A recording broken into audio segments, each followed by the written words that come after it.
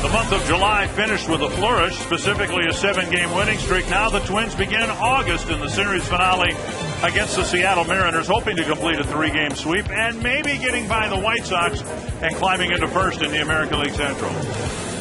And it's a steamy afternoon here at Target Field. Bert Blylev and Dick Bramer for the series finale and the homestand finale. The Twins getting great production during the 7-game winning streak from their middle infielders. J.J. Hardy is healthy and hitting well.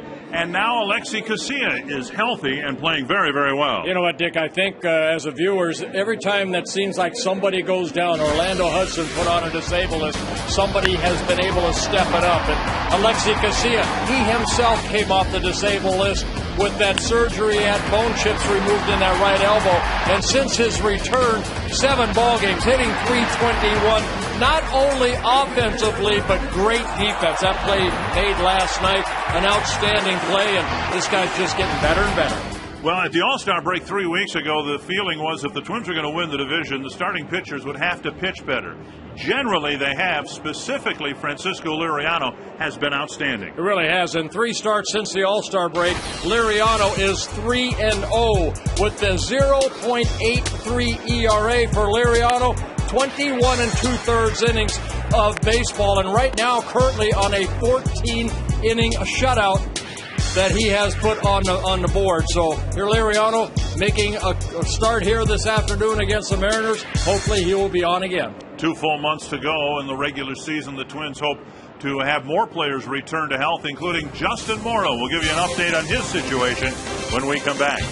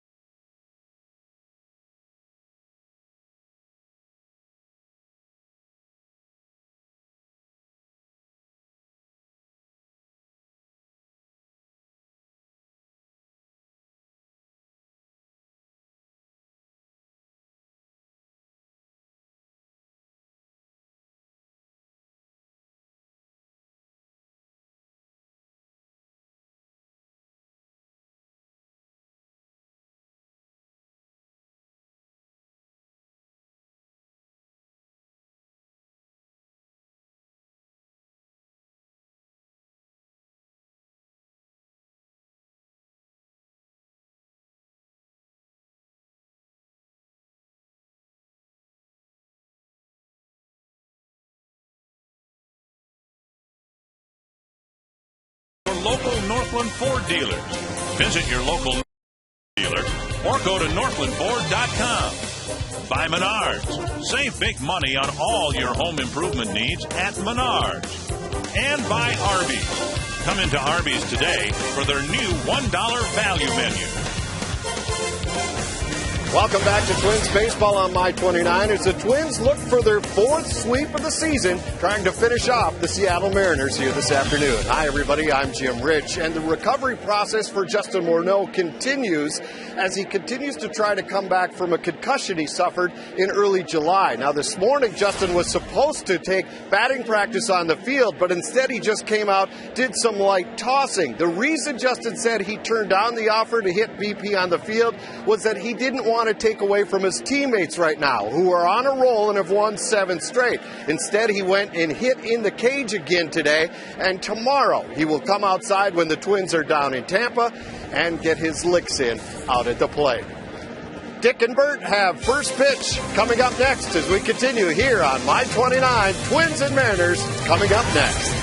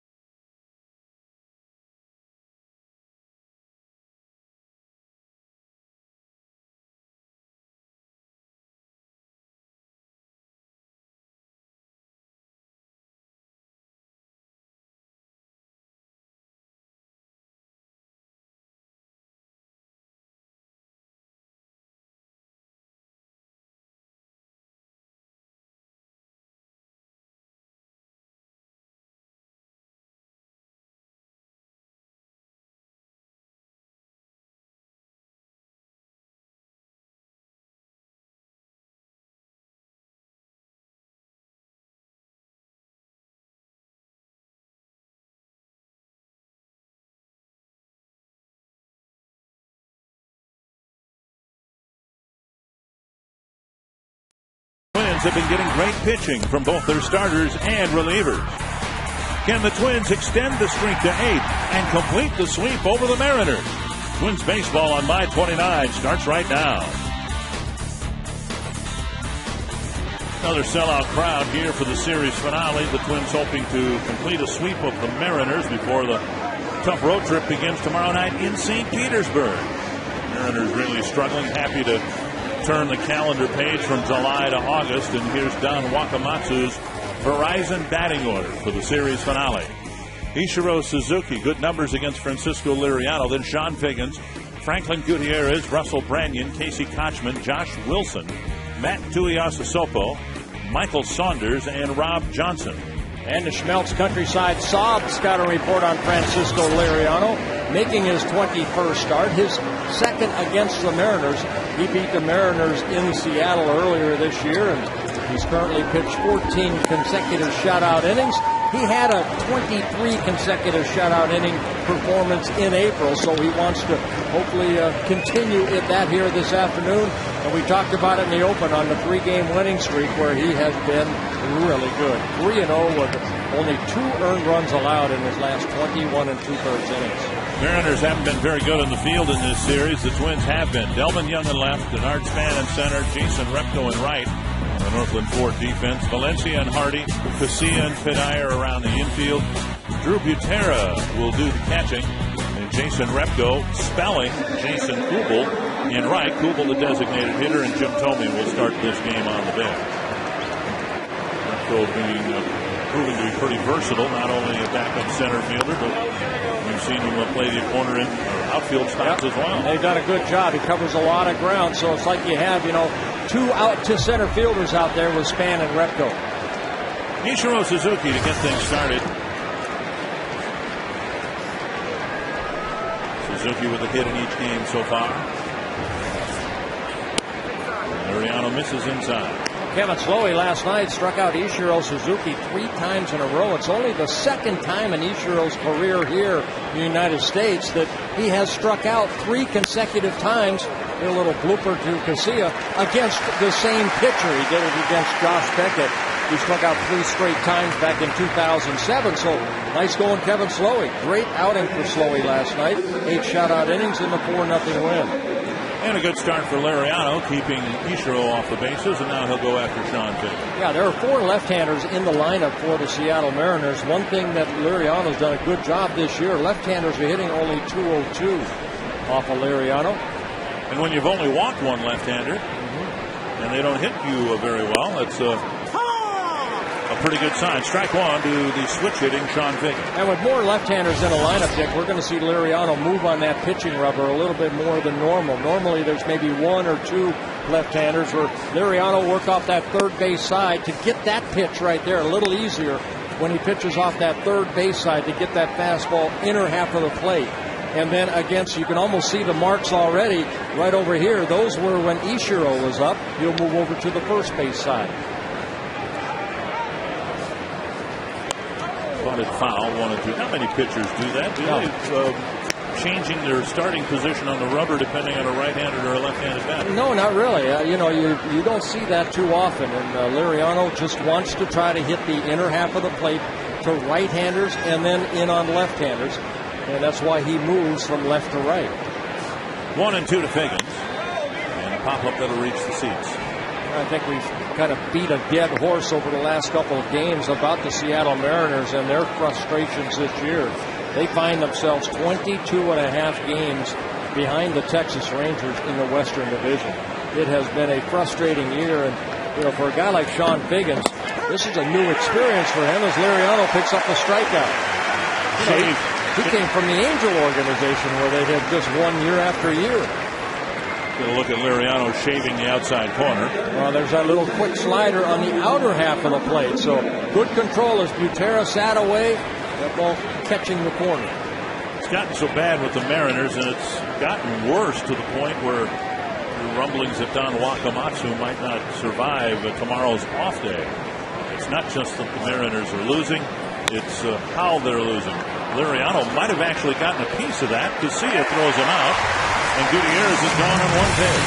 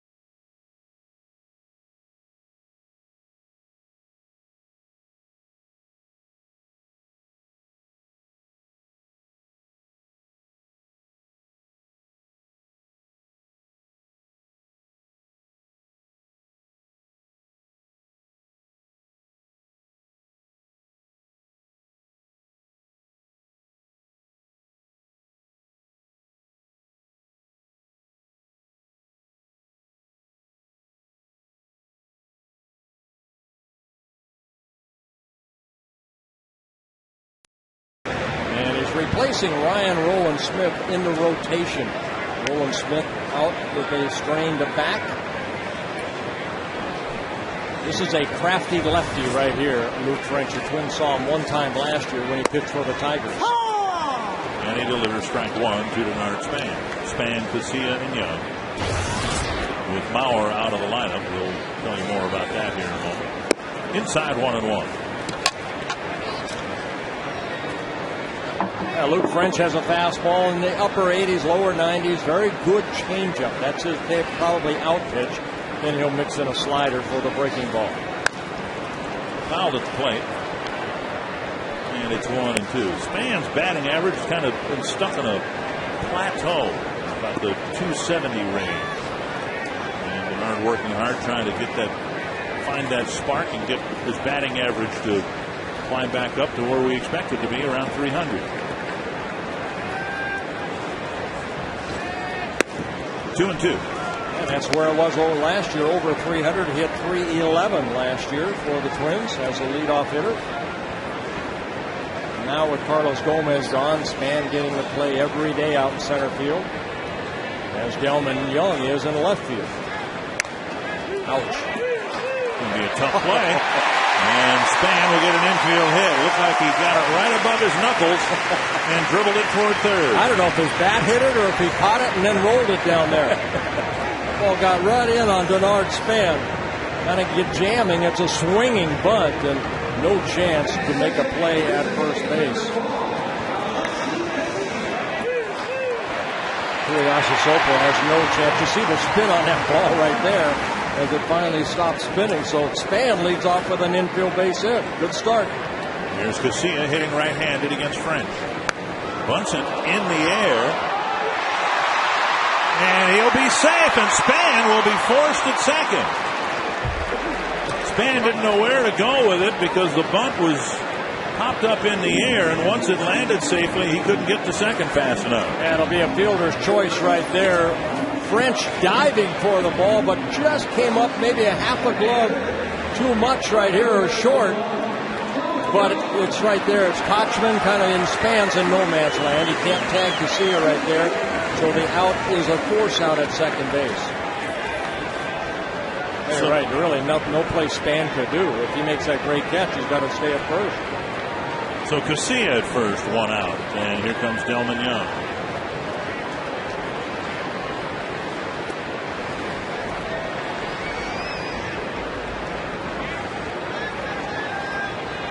And Young takes a strike. Delmon Young in the month of July hit .436, 6 home runs, 12 doubles, 30 runs batted in.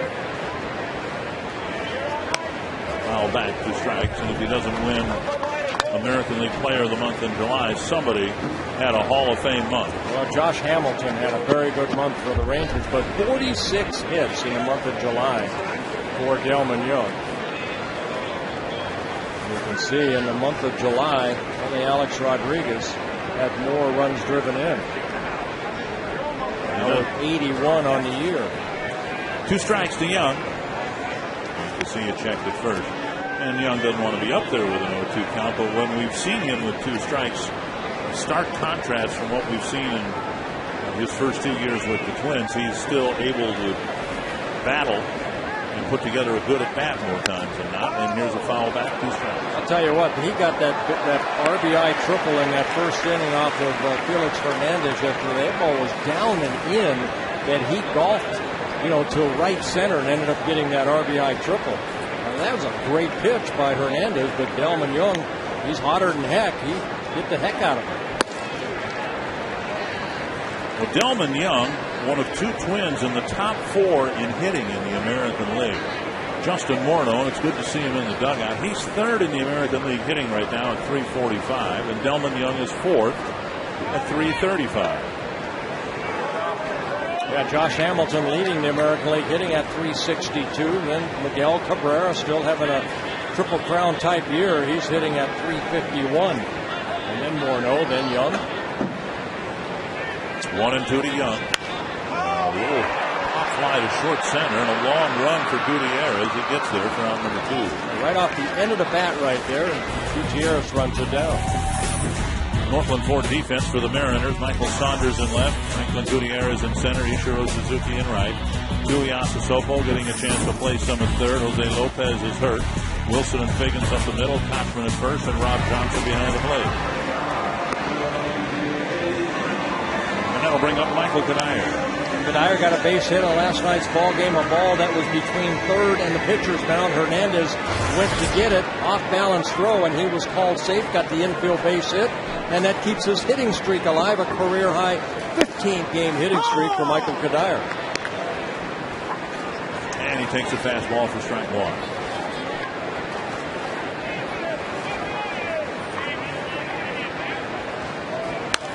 Foul back. Twins have done a great job throughout this winning streak, scoring early in only 2 games in the 7-game winning streak. Have they not scored in the first inning? And when they didn't score in the first inning, they scored in the second inning. 1 and 2. I think that's why the starting pitching has been so consistent, because they have been given some early runs, and it's not a 0-0 ball game till the 5th or 6th inning.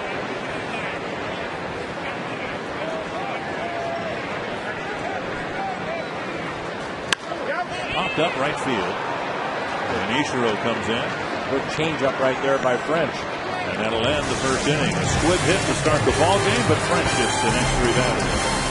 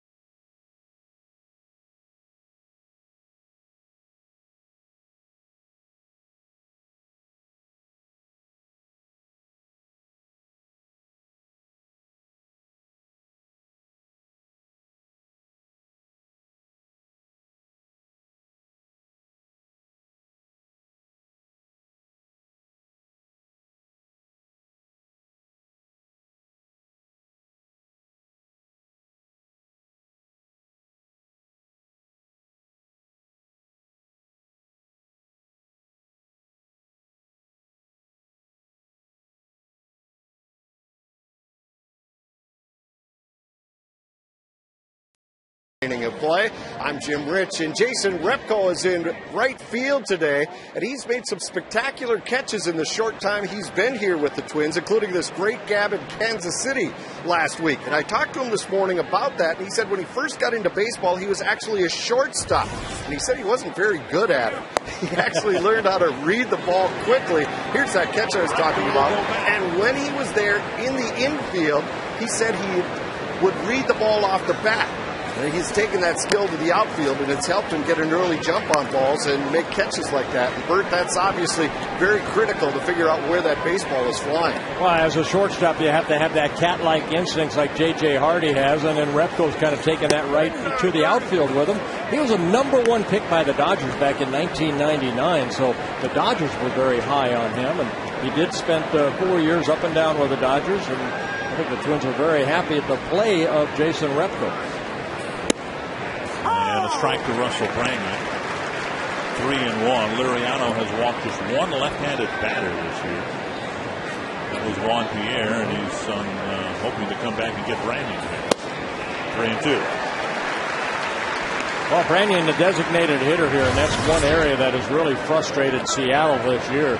Designated hitters throughout the year this year hitting only 188 combined And they have hit 9 home runs in that spot. And Liriano comes back to strike him out after falling behind 3-0. Pretty good slider right there. That's the confidence that Liriano has on his other 2 pitches other than his fastball. 3-2 slider, and I'm sure Branyan looking fastball, and then the ball just disappeared. If you're traveling this season, take the Twins with you. You can subscribe to MLB.tv and see Twins games live or on demand. Get your subscription this afternoon at twinsbaseball.com.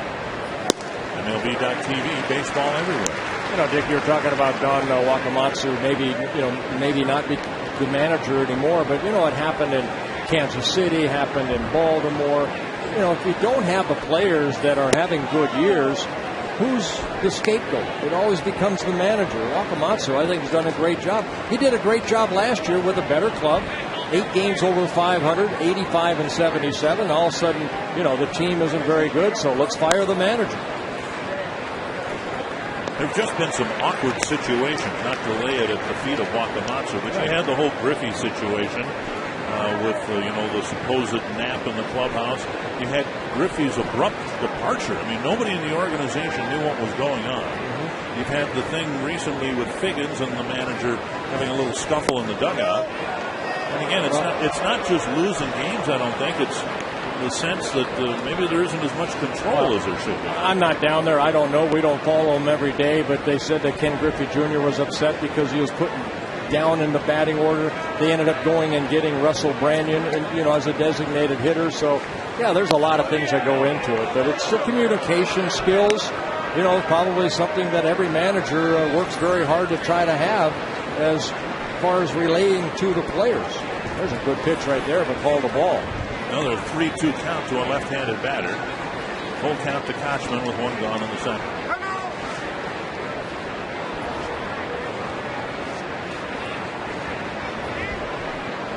Well, Kochman is 1 for 1 in his career against Liriano, and there's strike 3. Kochman doesn't like it. He threw the bat away, thought it was ball 4, but Liriano with 3 strikeouts. And the first call, 3rd strike. Francisco came into the ball game 4th in the American League in strikeouts, and a very good pitch right there, fastball. And Ron Copa behind the plate rings him up.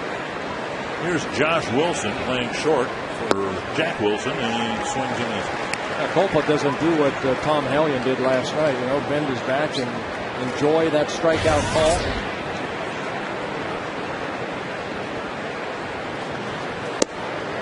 Just off the plate, 1-1. Well, Liriano had one bad, terrible outing in July. If not for that, he might be winning his 2nd Pitcher of the Month award. He won it back in April. He had 4 really good starts in July and 1 bad one in Detroit when he couldn't get out of the 2nd inning. Another good fastball, inner half of the plate, so Butera moving in and out, and Liriano hitting his spots. 1-2. And a foul. Liriano pitched well, 7 innings, just 1 run allowed against the Rays here. Then after the break, 7 2/3 innings, 2 runs allowed against the White Sox, 7 shutout innings against the Indians, and 7 shutout innings against the Royals. I remember that last game, there's a pop-up that's going to go foul. In that last game in Kansas City, a lot of run support. A lot of run support. Twins won that ball game 19-1. 6 runs in the first. Yep, and Liriano ended up pitching 7 shutout innings. And he had that streak started with really his 2nd start of the year against the Boston Red Sox, that he shut out the Red Sox. Then he shut out the Indians. There's a deep drive down the left field line. And a foul ball. Third base umpire Tom Hallion said it was foul. And from here, it looked like it was fair. Yeah, Don Wakamatsu is going to go out and question this right here. Just not a lot of room. Remember, Mike Camry hit a ball between that foul pole and that limestone. You can see the ball on this side of the pole. It was a foul ball. And Wakamatsu is going to come out and check again. And that angle shows it as well. A good call by Tom Hallion, who was as demonstrative with that foul ball call as he was last night on strikes 3. Well, a couple of nights ago was Alexi Casilla, where the umpires went in and checked. And for the 6th time, might be the 7th time here, that there's going to be a little review of where this ball exactly went. Worth a review, because at first blush I thought it was fair, but here the definitive angle, and it was fouled by a couple of feet. Remember, Mike Cameron's was between the limestone and the pole, the foul pole.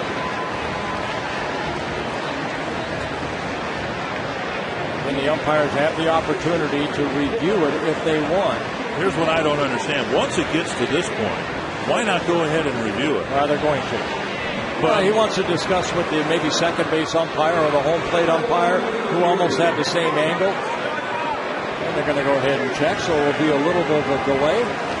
And again, I like this review on the home runs. I hope they don't carry it into balls and strikes or other things. We're going to show it to you again. You see the ball right there on the left side of that foul pole. That means it's a foul ball.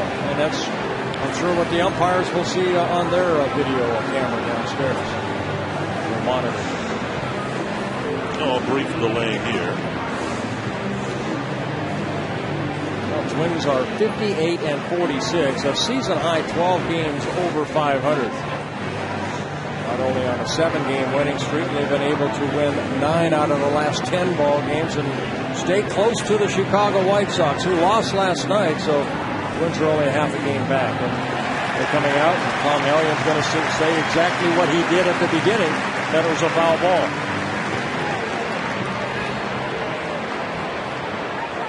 So a long strike. And Wilson already had 2 of them, so he'll get back in the box with a 1-2 count.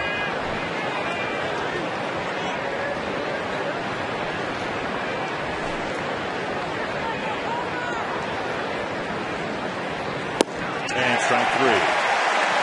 Liriano strikes out the side in the second. 4 strikeouts so far in a scoreless game.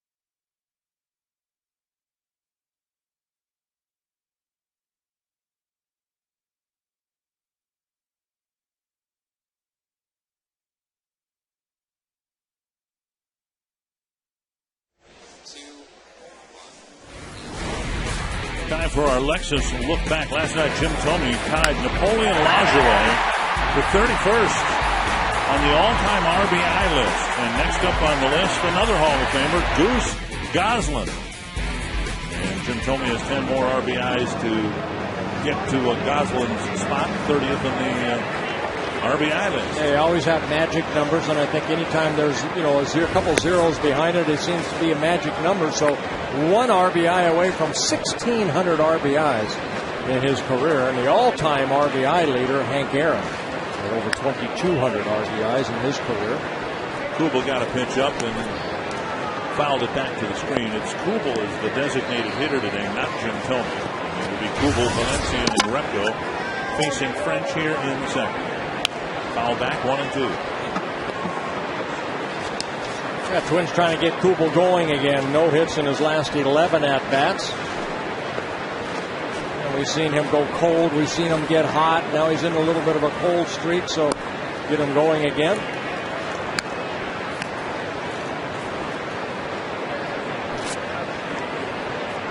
2-2. Got him with a high fastball, 1 away. And French picks up his first strikeout.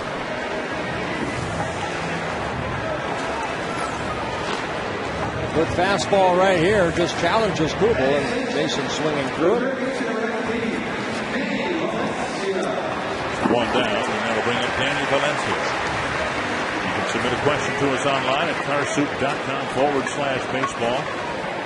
Marty Leonard of Sioux Falls, South Dakota, wondering what the average number of baseballs used in a 9-inning game. You know, we had that, I think, a couple of years ago or last year. That question was asked, Dick, at the Metrodome. And there's a drive to right center field. That'll be down for a hit. Valencia rounds first. He's going to dig for second. And he's got a double with 1 out here in the second. Well, Danny Valencia continues to swing a hot bat. He had a great road trip. Got a hit in yesterday's ball game. And here, just taking that pitch the other way, the inside-out swing. It's a 1-out double for Danny Valencia, and he picks up his 8th double of the year. As far as going back to the balls used, of course, more baseballs are used nowadays than it was, say, 20, 30 years ago when a ball could hit the dirt and they'd actually keep that ball in play. But now every time that ball hits the dirt, they bring in a new one. So I think it's between 12 and 14 dozen balls that are used per game. You know the number they have here? You won't believe it. I don't believe it. They say 46 per game. 46 baseballs. There's a high fly to left center field. Gutierrez going back. Valencia setting up for a possible tag. And he's going to come, and here comes the throw, and he's in. So Valencia advances to third on a deep fly ball, 2 down. Oh, Gutierrez has a very strong arm, a very accurate arm. He made a perfect throw. Got behind the ball very nicely, but Repko hit it deep enough that Danny Valencia thought, you know what, I can tag up right here. See, Gutierrez getting behind the ball and then making a one-hop throw to third base, but Valencia going in feet first. He's safe at third. Here's J.J. Hardy, and he takes up an away ball 1. I would have guessed the number of baseballs at least twice that number. Hey, you're talking, what, 4 dozen baseballs? No way. That's what Wikipedia says.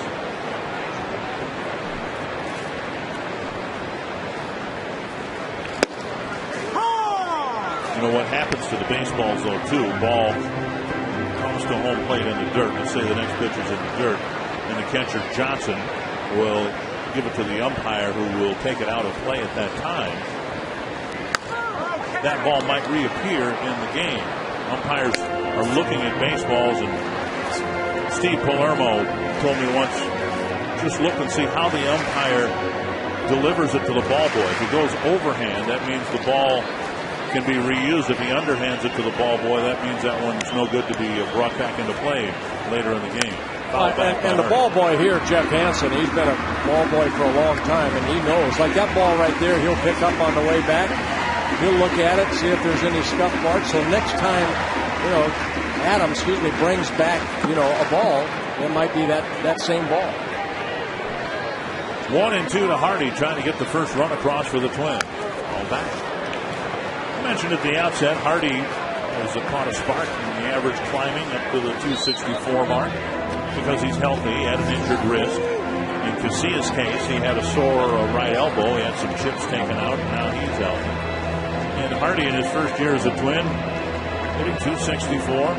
Gomez, player the Twins gave up to get Hardy, hitting just 229 for the Brewers. Yeah, Hardy since July 3rd is hitting 361, 26 hits in his last 72 at-bats. So he's got an opportunity here to pick up a run. That ball fouled away. That ball will not come back into play. It'll go into that young man's pocket.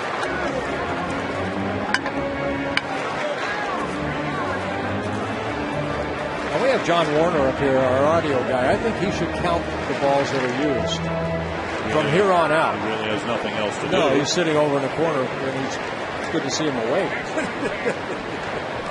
1-2. Fly ball right field, playable for Etroy. And that ends the inning. Doubles for Valencia. He's stranded at third, still no score.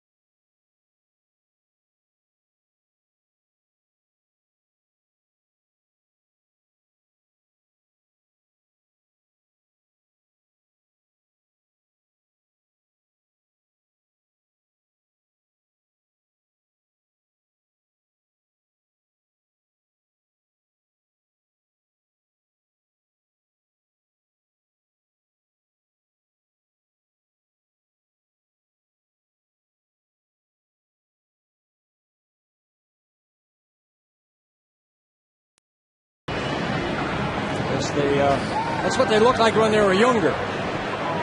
You don't think the uniforms would fit anymore? Oh, I bet some of them would. Matt Tuiasosopo will lead things off in the third. Francisco Liriano. Busted bat and a bouncer to Casilla. There's another 100 trees right there. One down, and that'll bring up Michael Saunders. Twins baseball brought to you this afternoon in high definition by Comcast. One away, Saunders coming to the plate. Oh, we mentioned last night, Kevin Slowey a couple times got the first pitch out, and that's important. You want to go deep into the ball game, and Slowey threw 103 pitches in 8 shutout innings because he had some 8-pitch innings, some 9-pitch innings, and that's how you get deep into the ball game. Attack early, and Liriano's done that.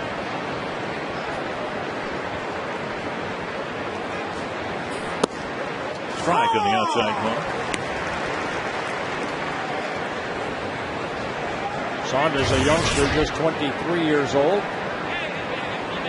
In his second season with the Mariners. Casilla will get another chance. 2 down. 8 up, 8 down for Liriano. Here's our Menards key stat for this afternoon.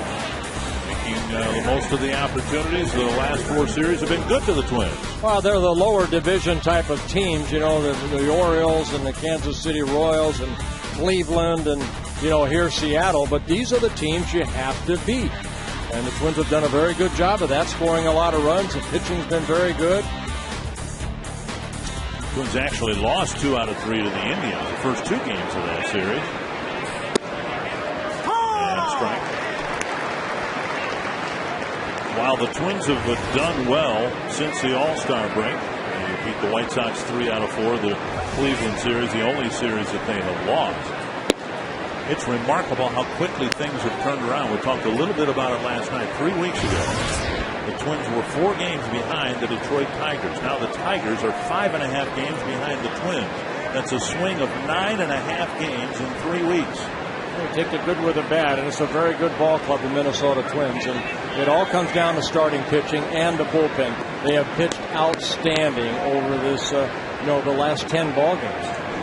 Last 10 ball games, the pitching staff has a 1.74 earned run average. You can't beat that. And Liriano, 9 batters faced, strike 1 on 7 of the 9. You look at the standings. Tigers losing again. Justin Verlander's given up 3 early runs to the Red Sox. 2-2. 3-1 is the count to Rob Johnson. Looking for their 8th win in a row. Liriano looking for his 3rd straight 1-2-3 inning. Instead, a walk to the number 9 batter. First walk of the ball game for Liriano. His 37th walk on the year in 132 innings pitched. So he's done a very good job of not walking a lot of batters.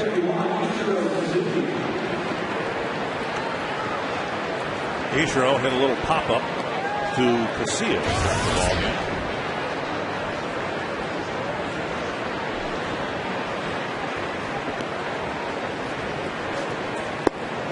Down and away, ball 1. Butera will run the ball back to the mound. Yeah, good little visit right here by Butera. We see Joe Mauer do the same thing when maybe he sees something. Hey, settle down. Don't try to overthrow. Pick up my glove. Just those little reminders. And there's Joe Mauer. He'll get a couple of days off after getting a cortisone shot in that right shoulder. That's been bothering him most of the year. Won't do anything today, and depending on the consultation with Dr. John Steeves, might be available to pinch hit or designated hit tomorrow in Tampa, 1-1. Well, Carl Pavano is pitching tomorrow, so it's a good time with Joe catching last night, a day game, and then Pavano on the mound tomorrow. He's kind of become, he and Drew Butera have become a tandem. In the dirt, 2-1. I was talking with Ron Gardenhire this morning, and he said the idea that Mauer might need a cortisone shot contributed to the call-up of Jose Majares, because when you have a cortisone shot, I say Majares, I meant Morales. When you take a cortisone shot like Mauer did last night, you're shut down for a day. There's Ichiro dropping down a bunt. Butera guns it to first to get him. First play. I don't like that right there. Wide butt. That's selfish right there. You got to swing away.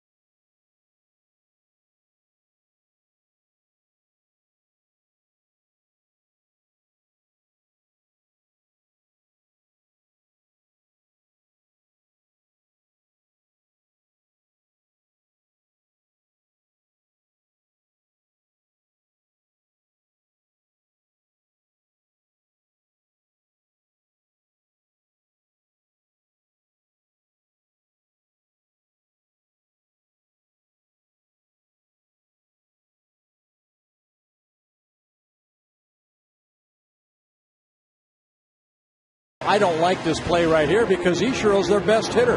They got a runner at first right there. You have to try to drive him in. There's 2 outs right here. I realize he's trying to get 200 hits again, but I think that's not the right play in that situation. The Mariners have not scored a lot of runs this year. They are last in the American League in runs scored. And when you have your best hitter up there, he needs to drive the ball, try to hit in the gap, and score that runner from hopefully first base. He has 134 hits, just 26 extra base hits, so he's the quintessential singles hitter. 1-1 to Drew Butera. But if he hits a double, you don't know. I mean, Rob Johnson with 2 outs can be off with a crack of the bat, and he may have been able to score. Who knows? But I just don't like the butt with 2 outs. And Figgins hitting in the 230s, hitting behind him. Right. 1-2 to Butera, hitting out of the 9-hole for the Twins and catching today and in all likelihood tomorrow. Swing and a miss, and Butera's gone on strikes. And French doing a good job so far, picking up his second strikeout. French making his second start of the year. His first start came in interleague play. Got called up from AAA, where he had a very good year in AAA, but made a start against the Cardinals. Gave up a 3-run home run to Ryan Ludwig in the first inning. Ended up pitching 4 innings in a 9-3 loss to the Cardinals. Ludwig traded yesterday. San Diego. How about Cleveland? My goodness, have they cleaned house over there. Kerry Wood gone. Boston Kearns gone. Jake Westbrook gone. Johnny Peralta gone. I talked with Bill Smith a little bit yesterday about that. I did an interview with him, but then apart from that, and he says, teams need to do that. If a player you're carrying in July doesn't fit into your plans for next season, rounder to second. Figgins had the ball come up on the heel of his glove, but he stays with it and makes the play out number 2. Next Sunday on May 29, the Twins are on the road and will be taking on the unrecognizable Cleveland Indians. Final game of the 3-game series Sunday at noon on May 29. Billy Smith's contention was, they're assets, and you need to bring as much talent into your organization as you can if a player doesn't fit into your plans for the future. If you're struggling and they're not a part of the solution, then maybe find some players, some prospects who might be. Grounder to third. Casilla is retired. A 9-pitch, 1-2-3 third, and will go scoreless into the 4th.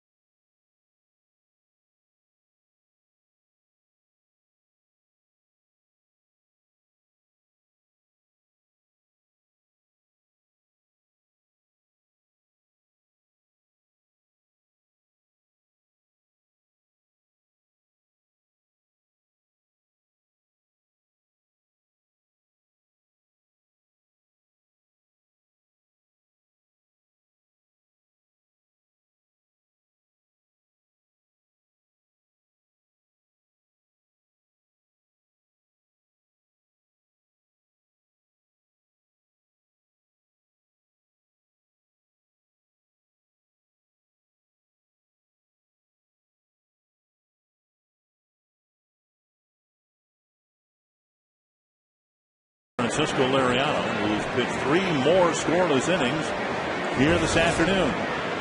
This will be his 40th pitch, and Figgins tries to bunt.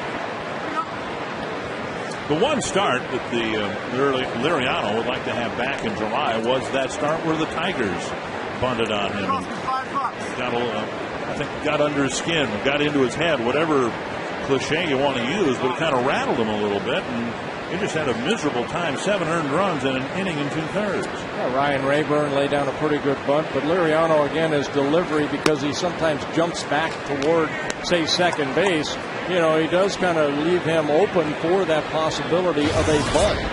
I think that's what Ishiro was trying to do, push it out a little bit further, but Butera jumped behind him out on plate and made a nice play to get him out at first base.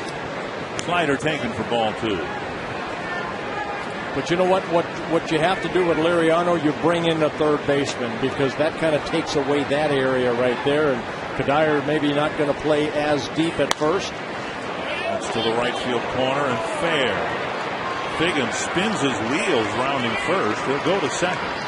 And he's in. He really dug up some turf and grass as he approached first base and nearly lost his footing. Well, first hit of the ball game. It comes with nobody out here in the top of the 4th inning. Fastball. Figgins just inside out swing right down that right field line. Repko having to go get it and get it back in quickly. But it's a double for Figgins, his 14th double of the year. So a leadoff double, and Gutierrez will come to the plate. A couple of times the Mariners got doubles last night, but didn't get that runner as far as third base. Gutierrez squares and takes strike 1. Kevin Slowey pitched 8 shutout innings, and in the 8 innings, the Mariners never advanced a runner once. Most of their hits came with 2 outs, so that's part of the issue. But Saunders got a leadoff double in the 8th inning, and he never got as far as third base. Gutierrez fouls it back, and it's 0-2. Yeah, Gutierrez tried to go the other way on that pitch right there, and it was a 3-0 ball game. Here it's a 0-0 ball game, so this is a big at bat for Gutierrez. This is what the Twins try to do right here. Try to get that ball over towards second base first, get Figgins over to third somehow. Liriano looking for a strikeout. See if he gives Gutierrez the slider. Steps off. Liriano struck out 4 of the first 6 batters, and hasn't struck anybody out since.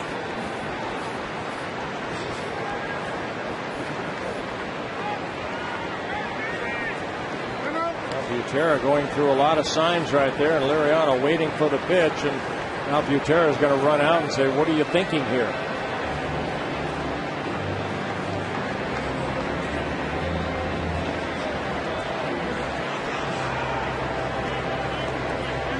Again, even though sometimes catchers put down signs, it's you as a pitcher that has to really believe that that's the pitch you want to throw.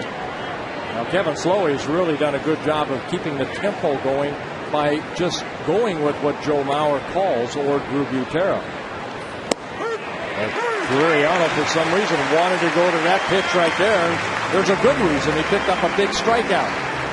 Instead of a slider down and into a right-handed batter, like the backdoor slider. Yep, the same one that he struck out, I believe, Figgins in the first inning. So a good pitch right there, a big out with Figgins at second base, now 1 out. And a left-handed hitter, Branyan, coming to the plate. Strikeout number 5 in a ball game for Liriano.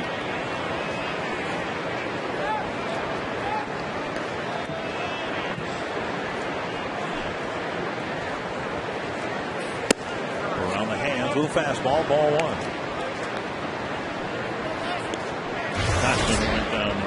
Branyan went down swinging, leading off the second inning.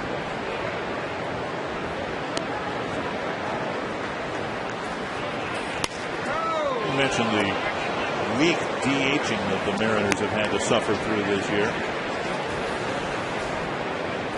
7-game road trip for the Mariners part of their worst month ever. They were 6-23 in July. That matched the worst month ever in Mariner history. Didn't do much of anything right. Started with that sweep. They got swept in Chicago, and now they got a chance to get swept here. You mentioned the DHing, the problems that the Mariners have had with Branyan taking a strike in the outside corner. Good little slider right there. It's not like they've run some run-of-the-mill hitters through the DH spot. Griffey, granted, toward the end of his career. Mike Sweeney, and now Branyan. He strikes out number 2. Well, and even Milton Bradley did some DHing too. Very good hitter. And strikeout number 6 for Liriano, getting Branyan for the second time. Went back to the breaking ball and just perfect pitch down and away. Remember, he struck out Branyan on that same pitch on a 3-2 pitch in the second inning. Here's Kochman. Kochman called out on strikes. Thought it was ball 4. Threw his bat away, but Ron Culpo rung him up. Yeah, he didn't need that bat anymore anyway.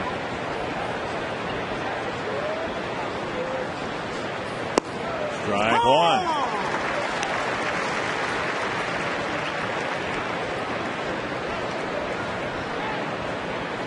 Well, Seattle's going to allow Kochman until Justin Smoke goes down and hopefully, finds himself down in AAA to get some at bats here. Now 2 strikes. Kochman was getting that opportunity at Anaheim before they traded him to the Braves for Mark Teixeira. And then he went to the Braves. He did okay there, but, then ended up with the Red Sox, and now in his first season here in Seattle. Not a bad hitter, career .270 hitter. 0-2. Check swing, and Liriano strikes out the side after the leadoff double. And again, the Mariners fail to even so much as advance a base runner.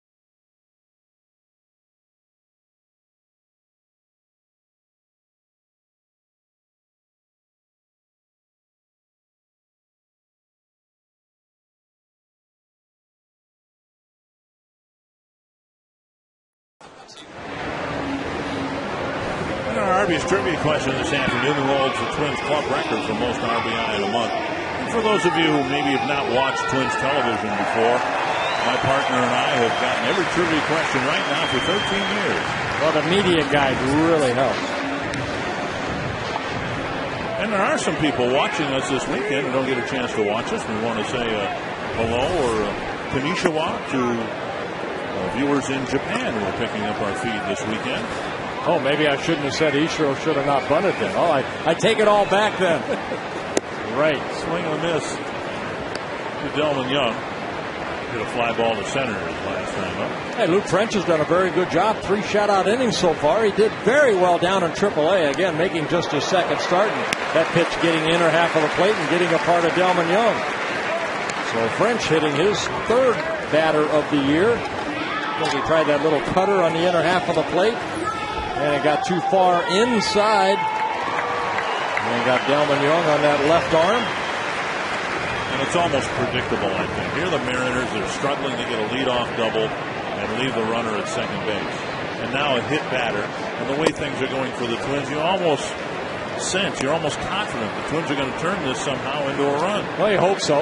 You know, again, each day is different. Each pitcher is different that you're facing. Kanayer, it's a ground ball that should be a double play. All right, so there goes that theory.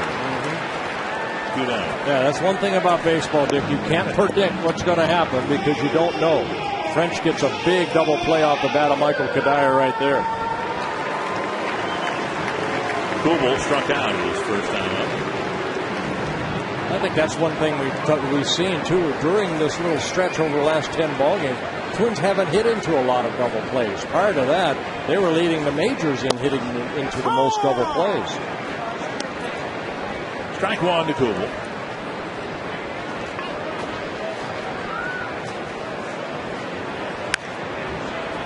We've just seen cases where Kubel is missing this pitch. Now that pitch might have been up a little bit, but in his leadoff at bat in the second inning, looked like he got a belt high fastball that he normally creams, and he swung through it.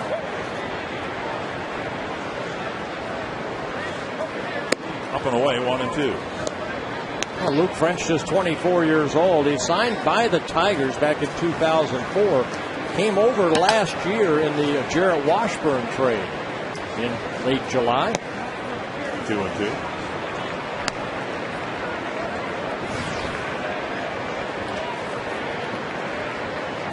Pitched against the Twins once last year, got a no decision.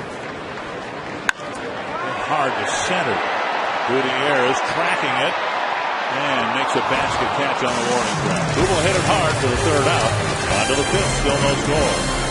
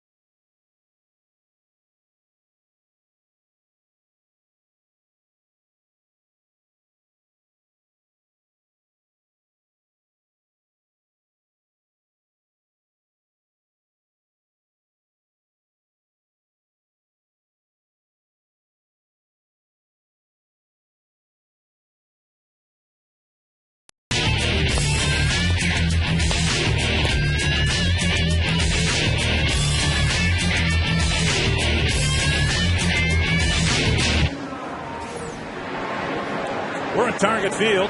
Twins trying to complete a 3-game sweep before they head out on the road. Jim Rich, Bert Blylev, and Dick Bring for the series finale.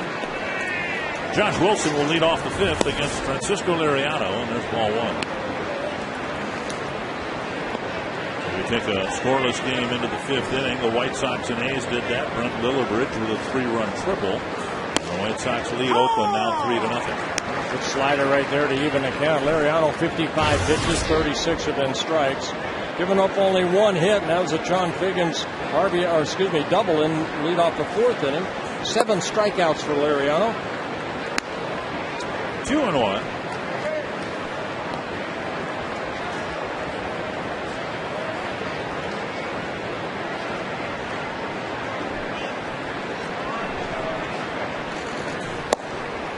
covers the inside corner and evens the count. Well, Liriano making his 9th career start against the Seattle Mariners.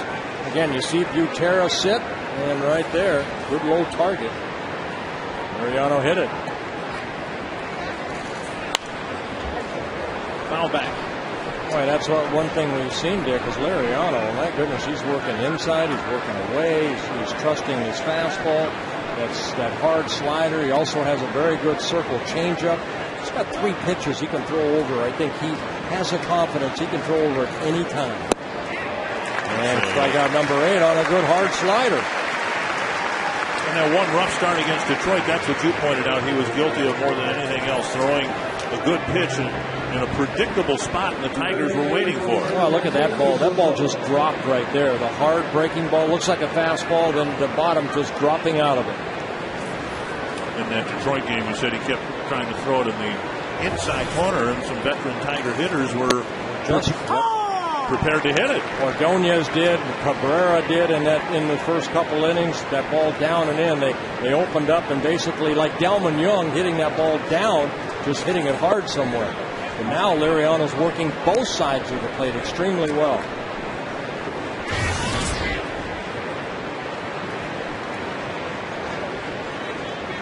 "13 outs recorded, 8 on strikeouts."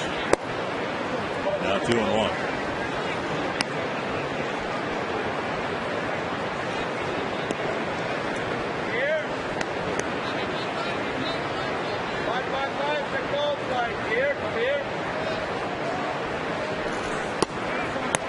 Just off the inside corner, 3-1. Liriano's given up 1 walk. That was to the number 9 hitter with 2 outs in the 3rd.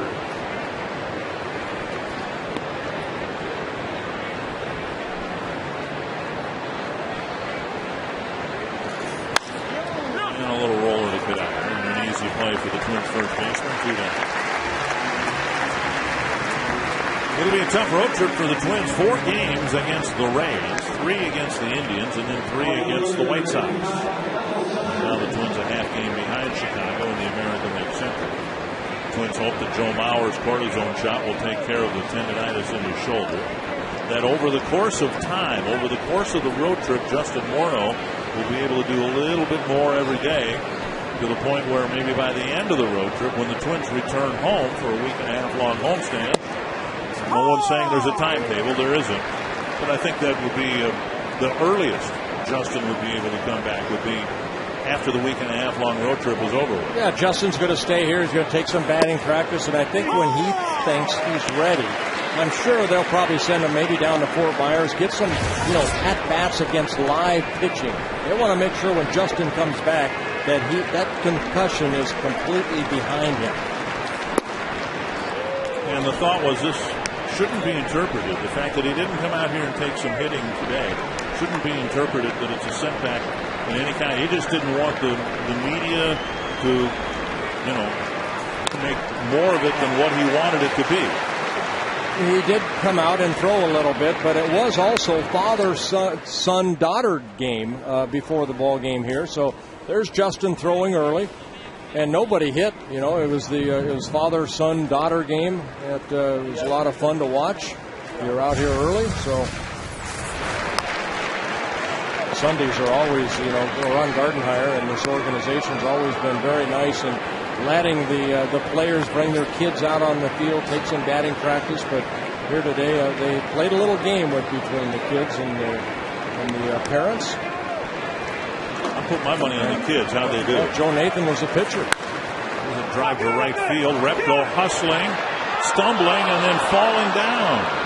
Saunders will go to second, and he'll take one more. So Repko went after it, and looked like he almost stumbled halfway in his pursuit of the ball. Yeah, he went after it, and sometimes, your wheels are running, but all of a sudden I think he tripped, and then he just kind of hoping to maybe knock this ball down. He goes after it hard, but right there you can see him kind of trip right there, and then by the time, he could dive for it, the ball got by him. And it's a triple for Saunders, a 2-out triple, his first triple of the year. And now the number 9 hitter, Rob Johnson, who Liriano walked back in the 3rd inning.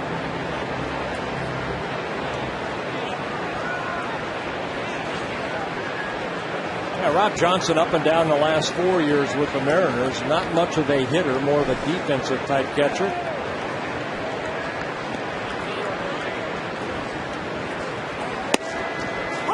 Backdoor slider for strike one. All right, explain to the viewers what a backdoor slider.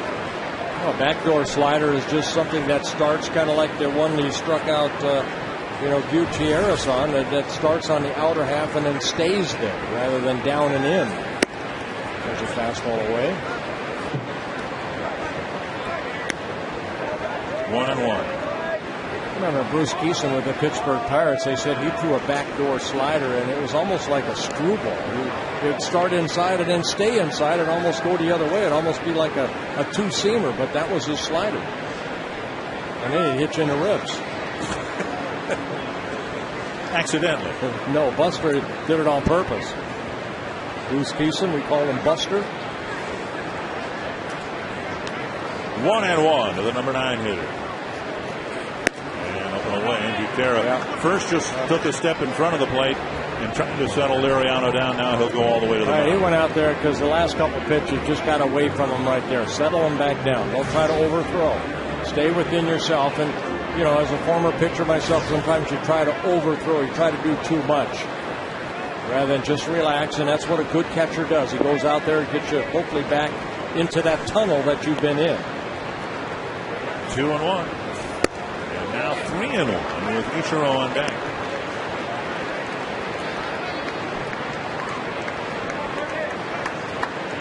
Got to try to make Johnson swing the bat right here.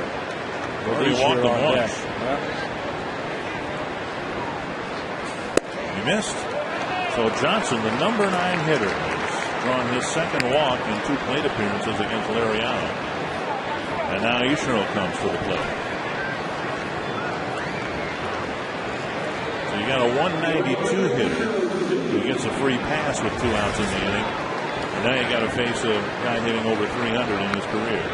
Yeah, 333 hitter coming into this year, his 10th year with the Mariners. This guy, just a great hitter.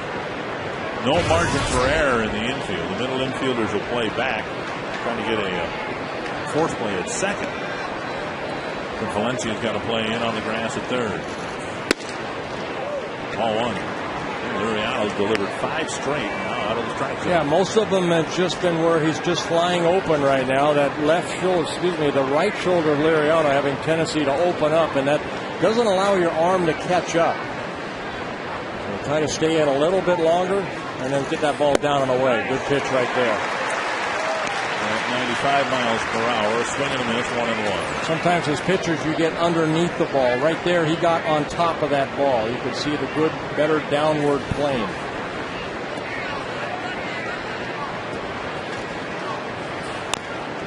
Check swing and a foul, and now Liriano has Ichiro in a good spot, 1-2. See, sometimes when Liriano's like this all over the place, it's not, I'm sure, we're not very comfortable to hit off of him. Because he can throw that ball up and in. He can throw it up and away. But now, is it going to be that nasty slider that's going to try to get Ichiro right here as he go back to the fastball? That's Butera move outer half. Nice job by Butera scooping that pitch out of the dirt. 2-2.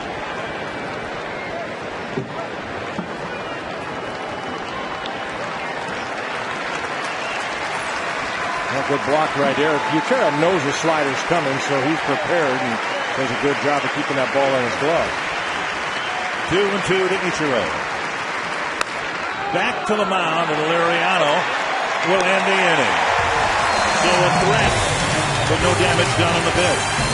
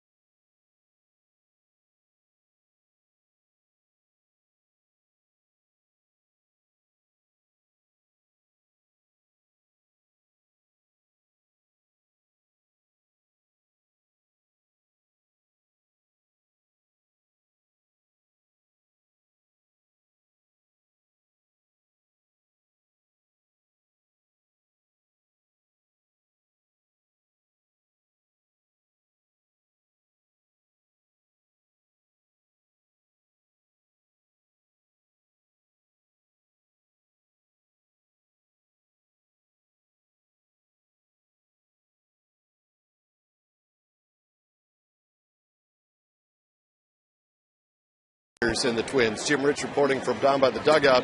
And this morning, manager Ron Gardenhire said that he will call now when Denard Span should attempt to steal. Now, Span has had some difficulties on the base pass this year, getting picked off several times.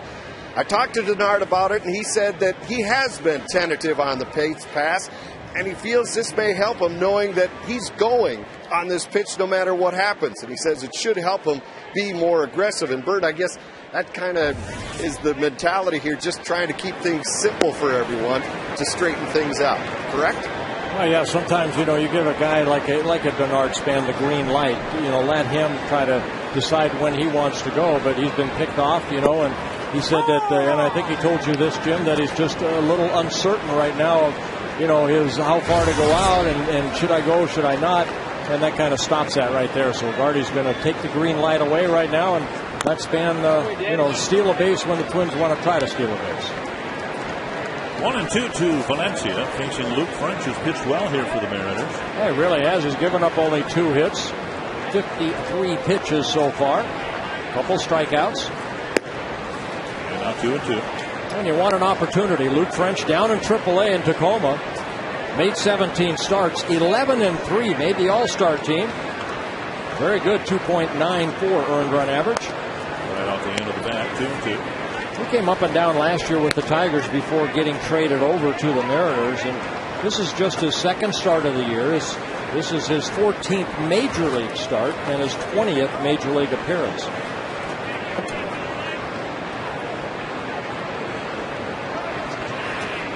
Valencia, Repko, and Hardy facing French here in the 5th. Swing and a miss. And a strikeout for the first out of the 5th. Strikeout number 3 in a ball game for Luke French. This changeup's supposed to be a very good pitch, and that's what it looked like it was right there. Good location, good arm speed, and Valencia swings through it. So now Repko hit a fly ball to center his first time up. Drives it to left. High off the wall, a hard carom past Saunders. Repko will round second and hold up there. So Repko with a bullet hard off the fence and left for just the 3rd Twins hit against Luke French. Yeah, almost his 3rd home run, not missing but maybe by 2 feet. He got a fastball right here and just put a good swing on it. You see the ball getting past Saunders, but here comes the center fielder Gutierrez backing up, and again getting to it and then making an accurate throw to 3rd. So Gutierrez, good job of backing up, but a good double by Repko, his 3rd double of the year. Now Hardy with his second chance to drive in a run. He was at the plate with 2 outs, and Valencia at 3rd after Valencia had doubled, and then Hardy hit a fly ball to right in the end of the inning. Yeah, there's been 5 hits in this ball game by both sides. 3 doubles, a triple, and then that infield base hit by Denard Span. That's been it.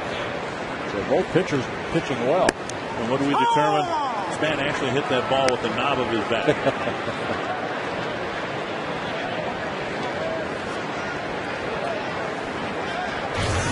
1 strike to Hardy.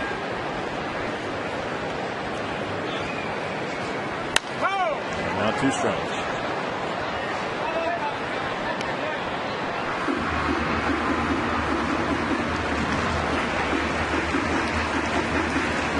Again, Hardy put on that disabled list with that left wrist bruise. Missed almost a month. And since he's come back, he's hit .361.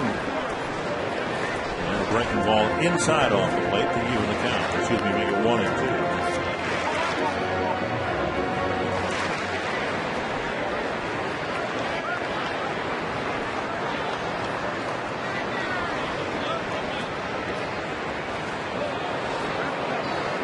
Not a bad move right there, just to show that runner at second as Figgins went toward deep second base that you do have that move when you come up with that right knee.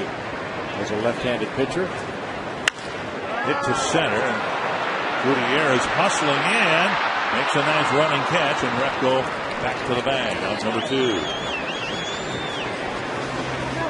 And with Gutierrez coming to the plate, our Arby's trivia question for this afternoon. the Twins club record for most RBI in a month. I was going to say Ken Herbeck. How about Mr. Harmon Killebrew? And it is Harmon. Ding, ding, ding, ding, ding, ding, ding. 37 runs batted in his MVP season of 1969. Number 3, Harmon Killebrew, retired here.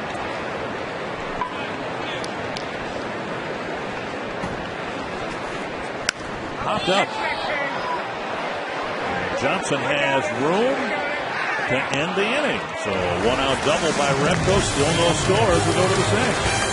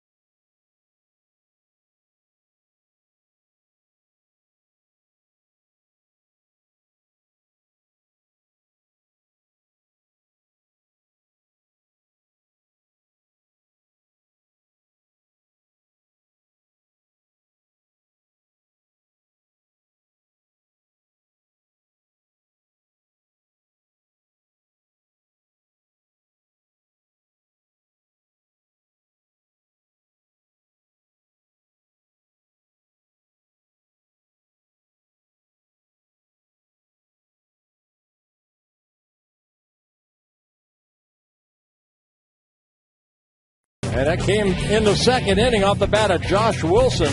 That ball hit deep, but just foul. The umpires had to go in and review it. And you can see right there as I circle it that it was on the left side of that foul pole down the left field line.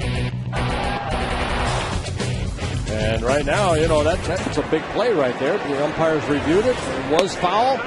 As Tom Hallion said right off the get-go, and we've got a nothing ball game here going in the 6th inning. About as close as we've come to having a run. Figgins, Gutierrez, and Branyan in the Seattle 6th. Figgins takes a strike, then a ball, 1-1. Yeah, Liriano had a little bit of a hiccup last inning. He threw 27 pitches in the 5th inning. He needs some quick outs here in the 6th inning. Liriano with 83 pitches right now. Good pitch, fastball in. And Figgins showed fun again. Liriano with 2 walks in a ball game, 8 strikeouts. He's just given up a couple hits, a double and a triple. It was Figgins who led off the 4th inning with a double down the right field line.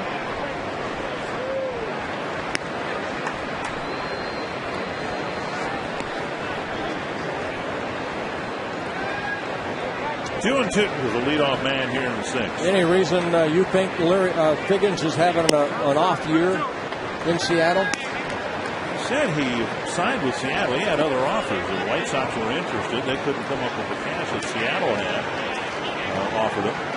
And he wanted to stay in the American League West. I just think a culture of losing that he's not accustomed to. I still think he's a really good player. I bet you if you put him in a winning environment, you'd have a winning ball player. Well, take a look at strikeout number 9 for Liriano. And so far here this afternoon, Liriano has been sharp. He and Drew Butera have worked very nicely. Butera working inside, outside. Liriano hitting his spots. 9 strikeouts for Liriano so far in the game. And strike 1 now to Franklin Gutierrez. He struck out Gutierrez in the 4th inning after that leadoff double by Figgins. That was a big first out. Valencia. Out number 2. Well, that's what you need right there. A couple pitches and you get it out. Russell Branyan will come up with the bases empty. Sundays in 2010 are Blue Bunny Kids Day. Kids Day tickets are half price in the U.S. Bank home run porch when an adult ticket is purchased.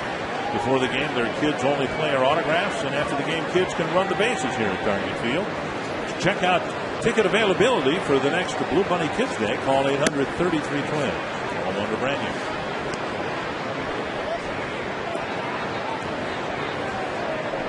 Well, 4 times this year, Liriano has struck out 10 or more in a ball game. It won't happen with this guy, but it will here this afternoon. Liriano getting the out.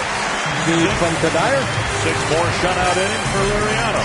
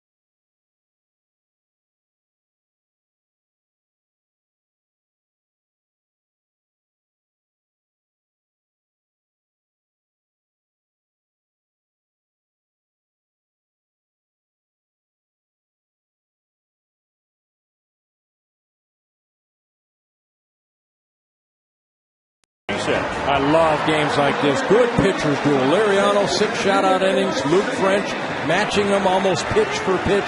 He's given up one more hit. He's not the strikeout pitcher that Liriano is, but he has been keeping the Twins offense a little off balance, and he's done a very good job the first 5 innings.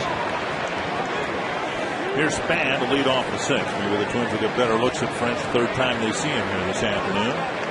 Span with a little squibber for an opening base hit, then a bouncer to second. He picks up and in, ball 1. French hasn't walked anybody. He did hit Delman Young to lead off the 4th.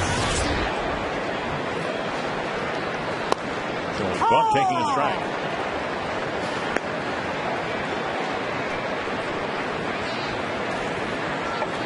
Ryan Roland Smith was the previous holder of this spot in the Seattle rotation. He's really struggled on the disabled list. A little loop to the left. That's trouble. Nice running catch by Michael Saunders. He had to cover a lot of ground to make that catch. 101. Well, one thing we have seen from this outfield, very quick. Saunders very quick. At 24 years old, got a great jump right there.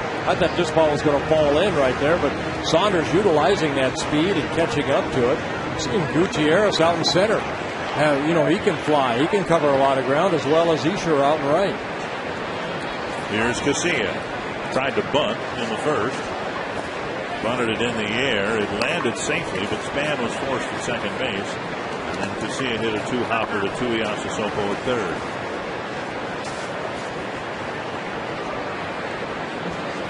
Way out in front of the off-speed pitch, 1-1. He's shown a very good changeup. Again, the scouting report on Luke French. Not an overpowering fastball, but a very good changeup.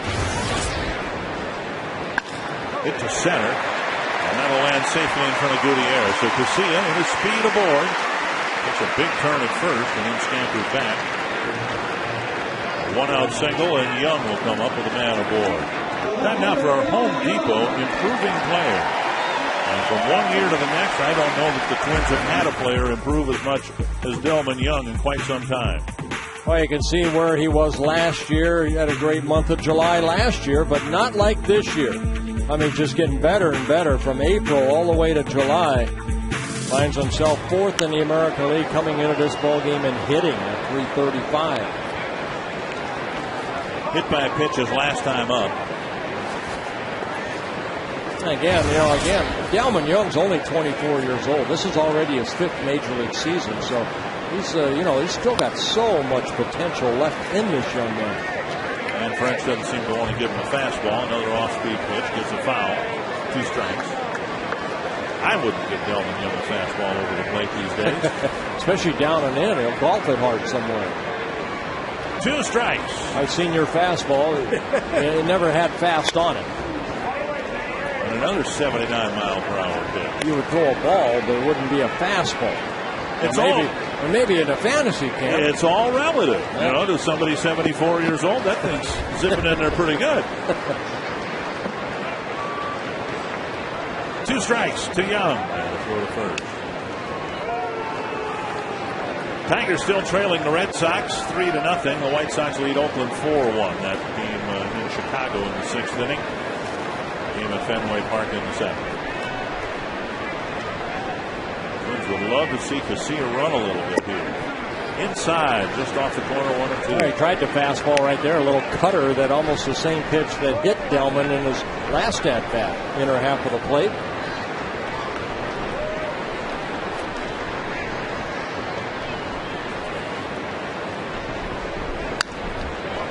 A foul back to the net. I'd like to see Casilla run, but what I've seen from Luke French, he's pretty quick home. A lot like John Danks. He doesn't have that high leg kick. He utilizes that slide step. I was thinking more in terms of a gapper.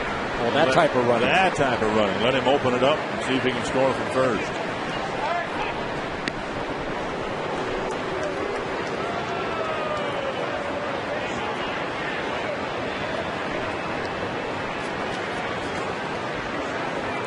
Miguel Cabrera leading the American League with 91 runs driven in. Off the end of the bat, Young's having a tough time timing this guy. When you have the same arm speed as a fastball and then you pull the string at about, it's 80 to 81 miles an hour, it's hard. Frank Viola, Brad Radke, Johan Santana, all Twins pitchers that had great changeups. And they all had great success. Sometimes it's a victory just keeping the bat alive as Young has with some 79-mile-per-hour pitches and some foul balls.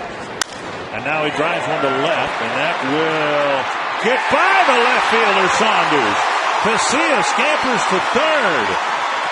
And Saunders, who made the play on Span's little fly ball just 2 at-bats before, had it get by him, and the Twins have runners at second and third. Again, it looked like it's right off the end of the bat, and your first reaction, you can see that ball down. Saunders comes in and then tries to make that shoestring catch, diving for it, but the ball getting away. I think that ball had a lot of spin on it, the way that, he kind of went after that ball. He kind of played it to the side almost. Yep. First base is open. Kanier will be walked to get Kubel to the plate. Yeah, Delmon Young with a double, his 32nd double of the year. And the Mariners will load the bases. And a great opportunity for Jason Kubel to get a hit right here. He's been struggling a little bit, but we all know he can hit some grand slams. 2 of them so far this year. And he hit probably the hardest hit ball against French. The last time you saw him, he hit the 400-foot fly ball to right center field.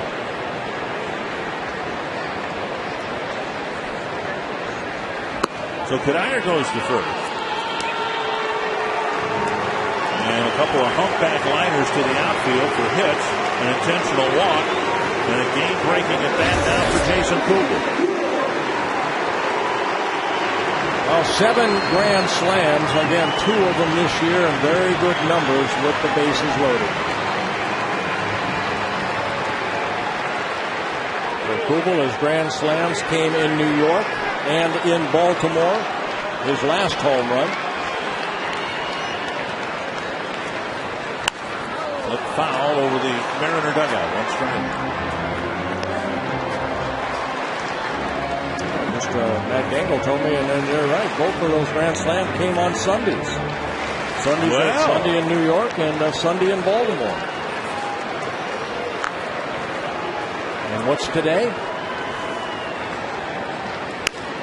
It's Sunday. Yes. Well, Twins would like a grand slam, of course, but Kubel right here, he just wants to drive the ball somewhere. Maybe a sacrifice fly. Try to get the Twins on the board right here. French has the pitcher's count 0-2. He struck out Kubel on a high fastball. And there might have been a pickoff throw to third, but Johnson couldn't get the ball cleanly out of his mitt.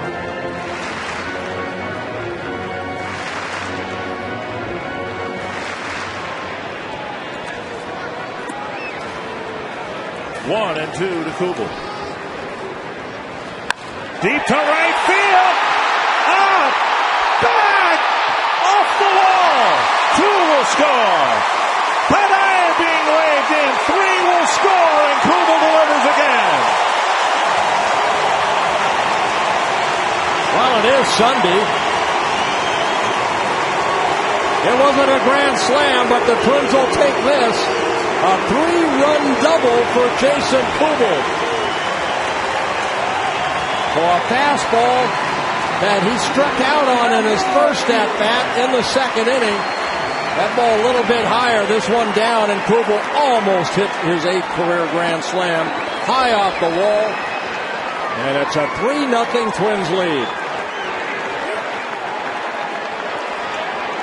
That snaps an 0 for 13, a little mini streak that Kubel was on. Here's Valencia. Outside, ball 1. Yeah, talking about Jason Kubel, too. They had a big fire in Southern California in Palmdale, and that's where Jason Kubel lives, and everything's okay. They evacuated a lot of the area that Kubel was from, and, has found out last night that everything is fine in Palmdale. Over 1,400 firefighters were there to put out the blaze in those mountain areas. So Kubel very relieved that everything's fine at home. 1-1 to Valencia. And those are the little things sometimes, you see a player out there and, they've got other problems sometimes, that you worry about. And that's the 0 for 13 little streak. He's also thinking about, hey, I've got a house out there. I've got family out there. All those little things come into play when you come to the ballpark. You've got a toddler with a high fever. Right. All the things that affect everybody else, and somehow baseball players are supposed to be immune. Here's a liner to left, a base hit. Kubel will be waved home. Valencia comes up with another big hit, and the Twins lead it 4-0.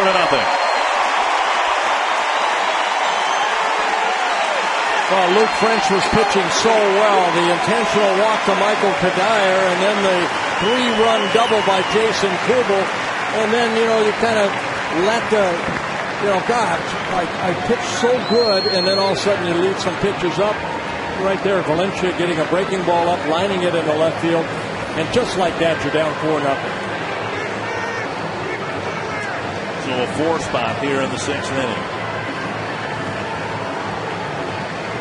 Rick Adair, the pitching coach out there, and Liriano saying thank you very much, guys, and I'll stay as loose as I can on that bench to get ready for the 7th inning. 90 pitches for Liriano and 6 shutout innings.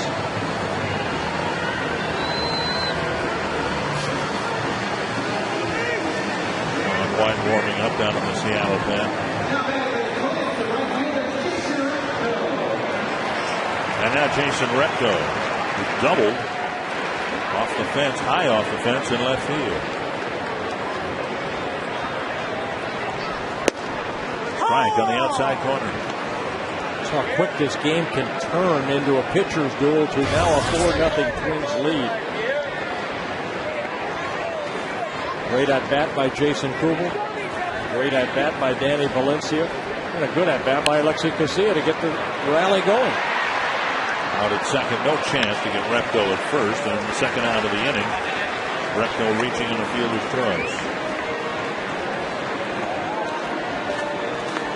And that'll bring up J.J. Hardy.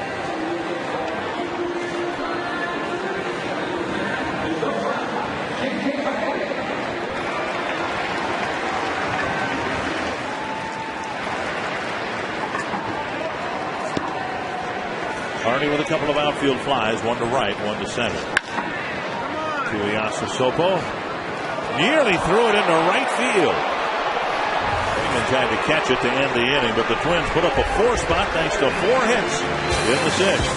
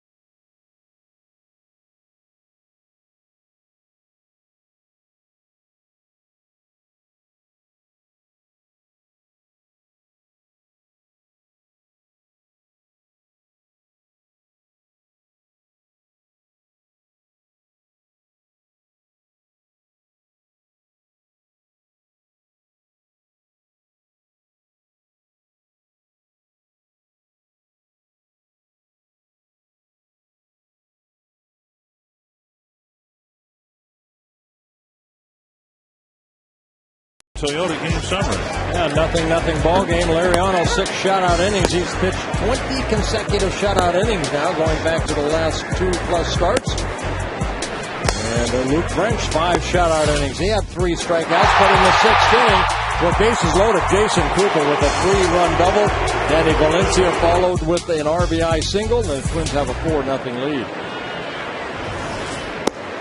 Strike 1-1 to Casey Kochman. Kochman took a pitch down and away for ball 1. 92 pitches for Liriano, and the Twins are going to try to milk one more inning from him. 2-1. He's trying to extend a second-half winning streak to 8 games.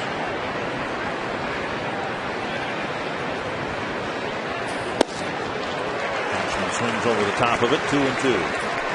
I got a call right here. He's going to strike out Kochman for his 10th strikeout. And it would be the 3rd time that Casey Kochman goes down on strikes. Full count. Josh Wilson on deck. Well, 8 times in his career, Liriano has had 10 or more strikeouts in a ball game. 4 times this year. Making his 79th Major League start. The handle of the bat. And another 3-2 pitch coming. Liriano trying to pick up his 10th win of the season. Twins have 2 other players, 2 other pitchers with double digits in wins. Slowing got number 10 last night. Pavano has 13. Back. He had a couple pitches to hit right there. A fastball up and then a slider that Liriano left up.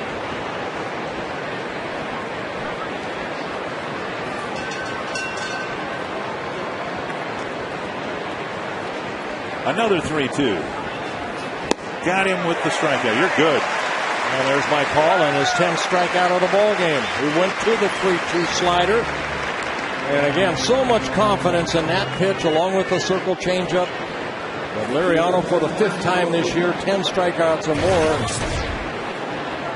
Pepsi's giving away millions of dollars this year as part of their Refresh project. You can vote today to help the Rolling Twins wheelchair softball team in Minnesota get a brand new field. Hard ground ball. Hardy recovers, throws high. And it'll be an error, a rare one charged to Hardy. And in fact, there may be 2 errors on the play. No, I would guess a 2-base throwing error. If he'd have recovered, he would have gotten the runner at first. Well, nobody's steadier in the American League than J.J. Hardy. His ball right there kind of got away from him, but then he tried to hurry his throw. And then that overshoots Michael Kutnyer into the camera well. And just a shame that Tim Laudner, Ron Coomer, Roy Smalley weren't in the camera well right there. I got a chance to drill him. Jim Rich is down there, I believe. Did he get him? Yeah, that error by Hardy, only his 3rd error of the year. There's Jim Rich hiding. We'll get your glove. Strike to Tuiasa Sopo, and now high.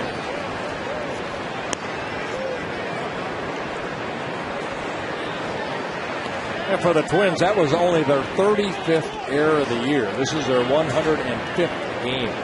Fewest amount of errors in the major leagues.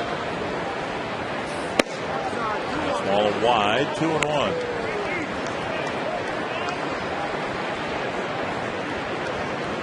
Tuiasa Sopo, 24 years old. This is his 3rd stint with the Mariners this year.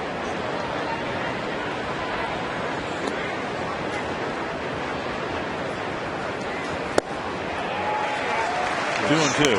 Slider there.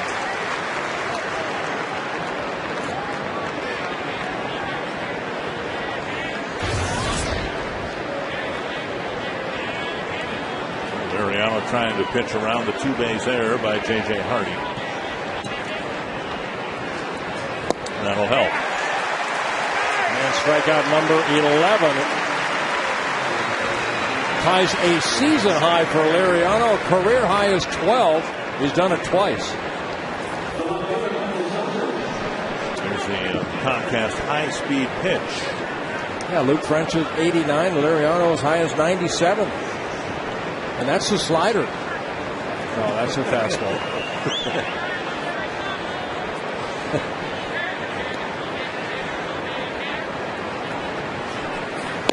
With 11 strikeouts, Liriano's total now 150.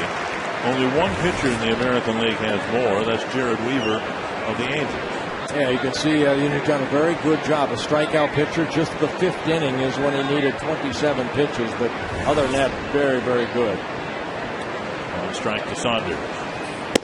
1-1.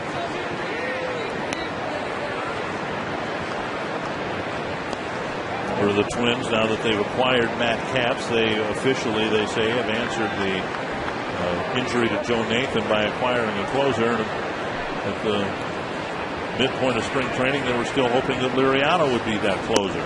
If he'd have come into the office and said, "I'm your guy," he wouldn't even have been in the rotation. Yeah, Liriano wants to start, though. That's where Liriano's at his best. A lot of names were thrown out in spring training. It was John Roush, and he took it and ran with it. He did a great job. 2-1. And a foul at the plate. But the Twins looking to bolster their rotation for the trading deadline. It would have been a greater need had they not put Liriano in the rotation. 2-2. Liriano trying to finish 7 shutout innings for the 3rd start in a row. Ouch. That should get the job done. What a great sound. Liriano, for the 3rd start in a row, has 7 shutout innings. Ouch, get your thumbs.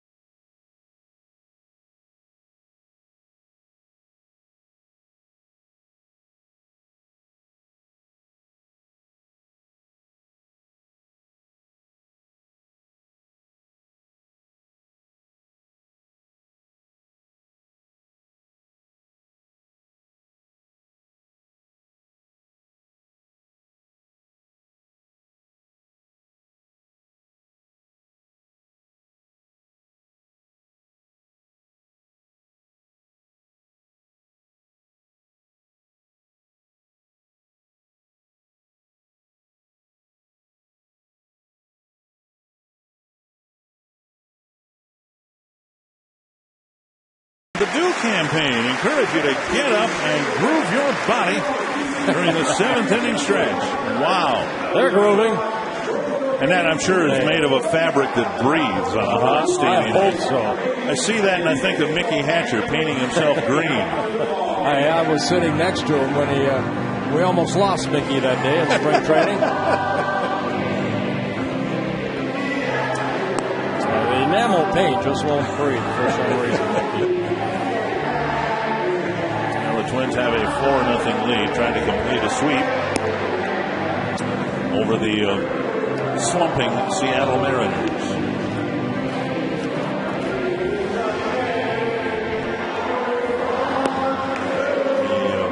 Brief homestand. You can't have a more brief homestand than 3 games. And the Twins had a good road trip, a 6-1 road trip, and as we said last night, we'll step up in class starting tomorrow night, taking on the Tampa Bay Rays. But what a night for Francisco Liriano. 3 consecutive starts with 7 shutout innings. Well, he's doing again what he did in April when he had 23 consecutive shutout innings. So Liriano, here 109 pitches for Liriano. 68 were strikes. And there you go. Your whole group is hereby circled.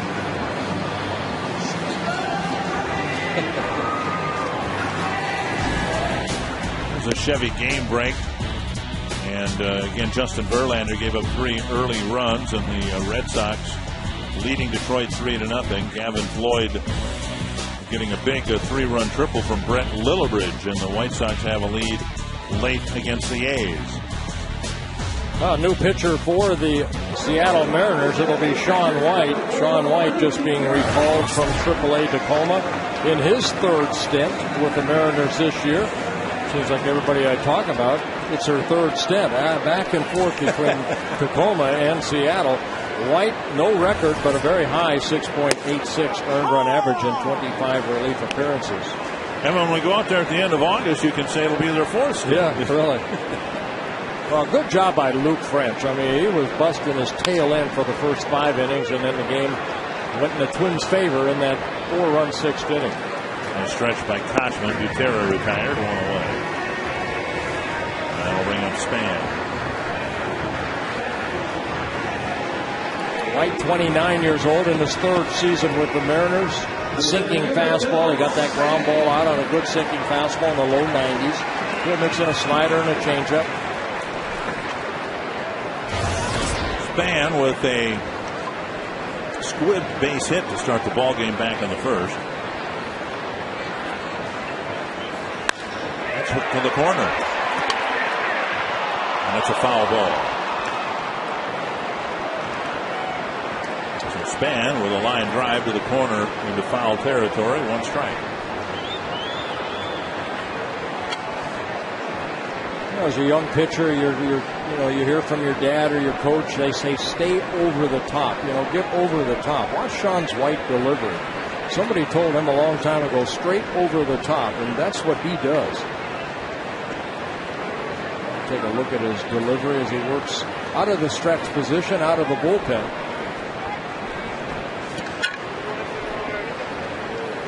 One strike to Span. Well, that's straight over the top. Doug Fister here the other night, he did it in a Jim Palmer type of delivery, out of the windup with that high leg kick and then using that long arm. And right there, straight over the top. And the breaking ball missing high, 2-1.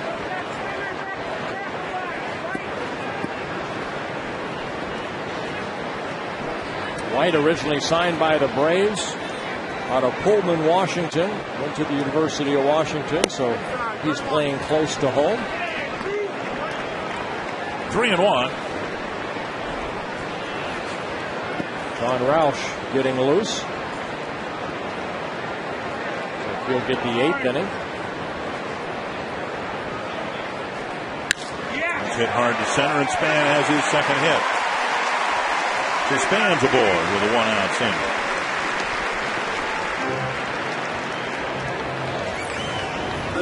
Well, straight over the top, but pretty straight. And that ball down in the strike zone. Span slapping it in the center. The Twins get their 8th hit of the ball game. If you don't have a Minnesota Twins reward MasterCard, now's the perfect time to sign up for one. You can sign up now and earn a huge signing bonus to earn points towards $25 reward certificates. Sign up today. Call 800-33-TWINS.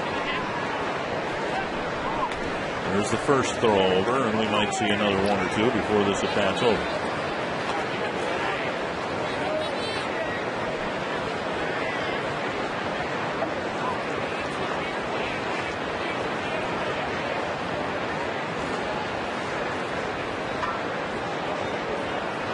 Number 2. As Jim Rich explained before, Ron Gardenhire's taken the perpetual green light off for Denard Span. They'll still give him signs from the dugout when they want him to steal. And it's just to simplify things for a guy who is so afraid of making a mistake, he's ended up making mistakes on the bases. Well, you know what? He's still aggressive, and that's the thing. Ron Gardenhire said that, but he said he still likes the way that, Denard Span goes about his business. 18 stolen bases, leads the club in that department. Your leadoff hitter. And sometimes you go through those little stretches where you're just unsure of, do I go or do I stay? And now he is told when to go or stay. Mariano leaving the bench right there. Gets some ice, I'm sure, but A great performance again by Liriano. Got a chance to go 4-0 over his last 4 starts since the All-Star break. 1-2 to Casilla.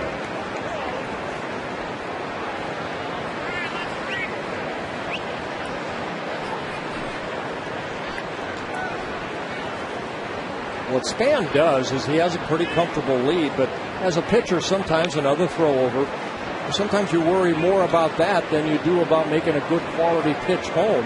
And then you find yourself, maybe making a bad pitch toward home plate because you think Span might be taken off. It's kind of like when you're out there against a Ricky Henderson or a Lou Brock or someone that's always wanting to maybe steal a base. Garcia out in front, and he pops it up to the right side. Figgins in the outfield grass with the catch, and that's out number 2.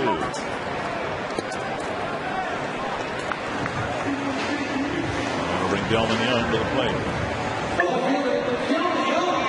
Young hit a sinking line drive in front of and then behind the left fielder Michael Saunders, and that might have been the game-breaking at bat in the 6th inning. Casilla hit single. And instead of the Twins having first and second with 1 out, it was second and third. They intentionally walked Kadire, and then Kubel hit his bases clearing double.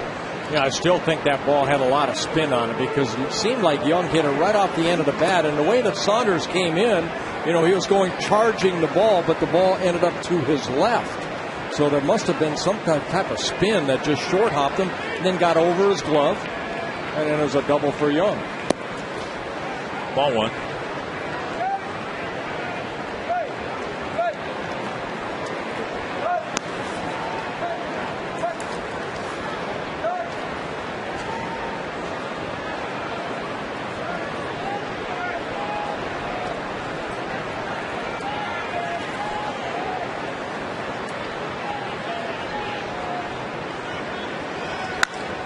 On the right field line, and that'll be a long run for Suzuki. Actually, it won't be.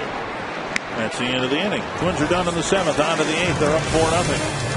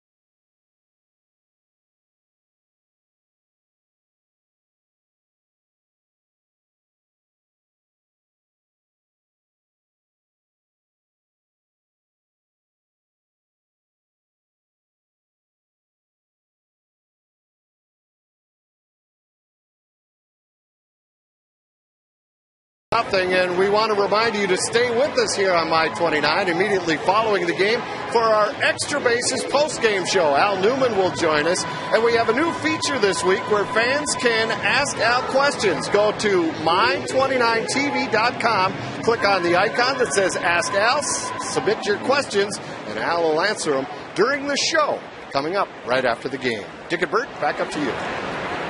Thank you very much, Jim. Somebody ought to ask Al Newman how to lower an anchor when you take him fishing. Reminiscing with Al about the time I took him fishing a few years ago. And he proceeded to scare every fish on the west side of Mille Lacs over to the east side of Mille Lacs. Wait, just stand at the end and just throw it in?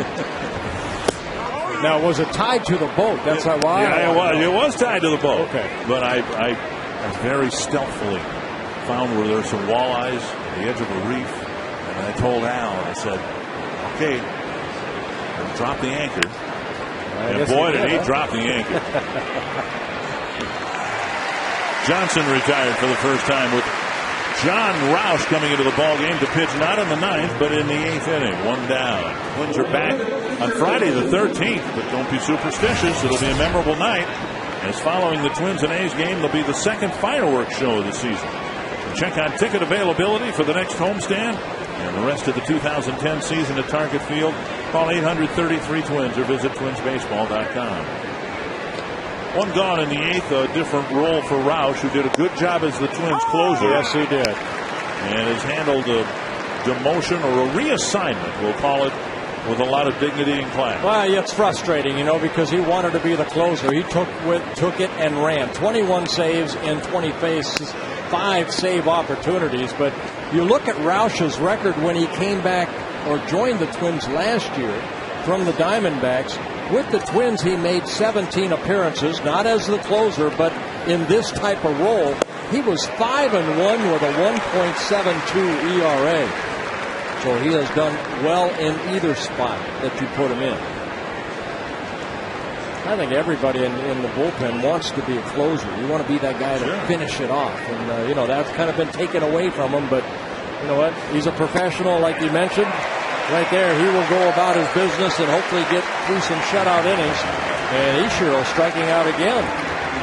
Struck out 3 times last night and then swinging at a pitch out of the strike zone. Ichiro, he hit only 246 in the month of July. That's the first time in 10 months that he did not hit 300 in the month. You have to go back to September of 2008 when he hit 299 in that month. So the Twins handled Ichiro pretty good in this 3-game series. And strike 1 to Figgins.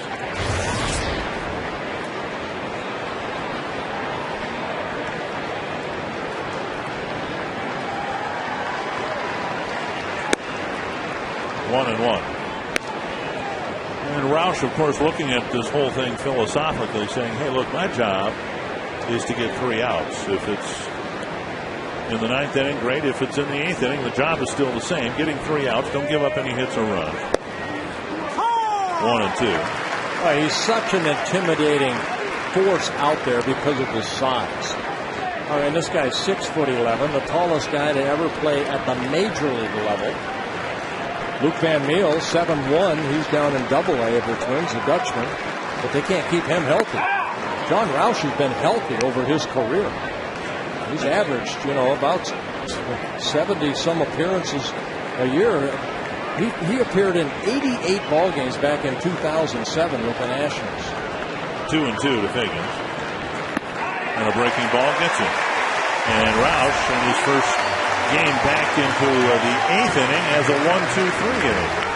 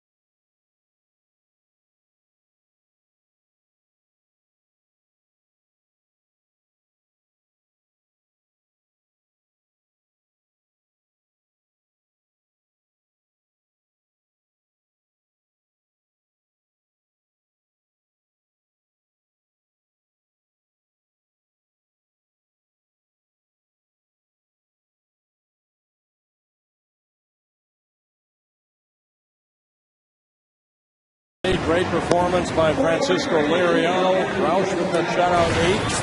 And some good timely hitting by the Twins in the 4-run 6th inning. There's Brandon Lee coming into the ballgame. 48 relief appearance. He has 8 wins out of the bullpen and 6 losses. A lot of decisions. Very good 3.40 ERA. 53 innings pitched. He's walked 17, 4 intentional with 39 strikeouts.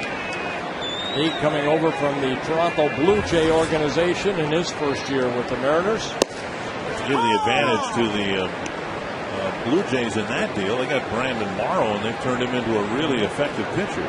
Yeah, that happening over the winter, but the league had some good years for the Toronto Blue Jays. A guy that kind of slings the ball, but very long arm. And this is one guy that has not been up and down between Tacoma and the Seattle Mariners this year. He's been with them all season long. When you see a guy like League who's got 14 decisions exclusively out of the bullpen, you tend to think of a long reliever, somebody who pitches 2, 3, 4 innings at a time, but League's not that guy. Bouncer to the right side. And Kochman feeds League. Kadire retired. Good feed right there by Kochman. 47 games, just 53 innings. So in essence, League has been a 1-inning guy for the Mariners. It's just the game seems to be decided in that inning. Well, there are some guys that you call vultures. You know, they always seem to pick up that win just when, you know, you could pitch 7 shutout innings and this guy come in the bullpen and then all of a sudden the team scores runs. And, you know, Kent McCullough was that way for a while. And I remember Bill Campbell with the Twins way back in the 70s. Won 17 ball games out of the bullpen. And we called him the vulture. 1-0 to Jason Kubel. Kubel with the biggest hit, a bases clearing double for the first 3 runs of the game in the 6th inning. Yeah, great at bat by Jason Kubel against Luke French. Got a fastball and he hit it high off that wall in right field. All 3 runners scored. Twins took a 3-0 lead.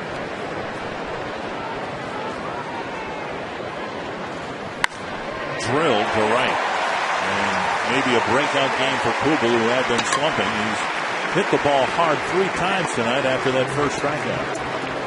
Hit a deep fly ball 400 feet to center field in the 4th, the double in the 6th, and a sizzler here in the 8th. Yeah, this team can hit right here. The Twins, 9 hits here. They're hitting .283 as a ball club, the best in Major League Baseball. Sure getting it back in quickly. Jonathan Papelbon was handed a 3-0 lead in the 9th inning at Fenway Park, and he gave it all back. Tigers with 3 in the 9th against Papelbon. And then they go to the bottom of the 9th with 3 apiece. Ball 1. Valencia with a couple of hits in the ball game, including an RBI single his last time up.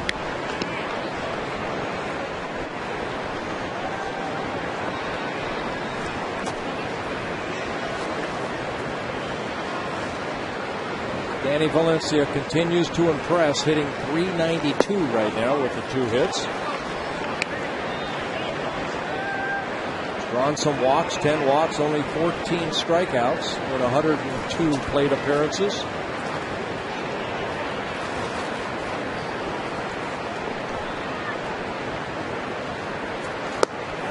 Down low, 3-0.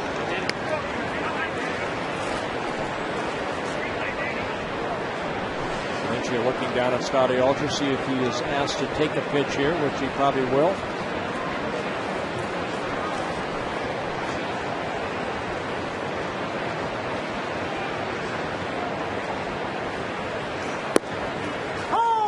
And it hits the outside corner.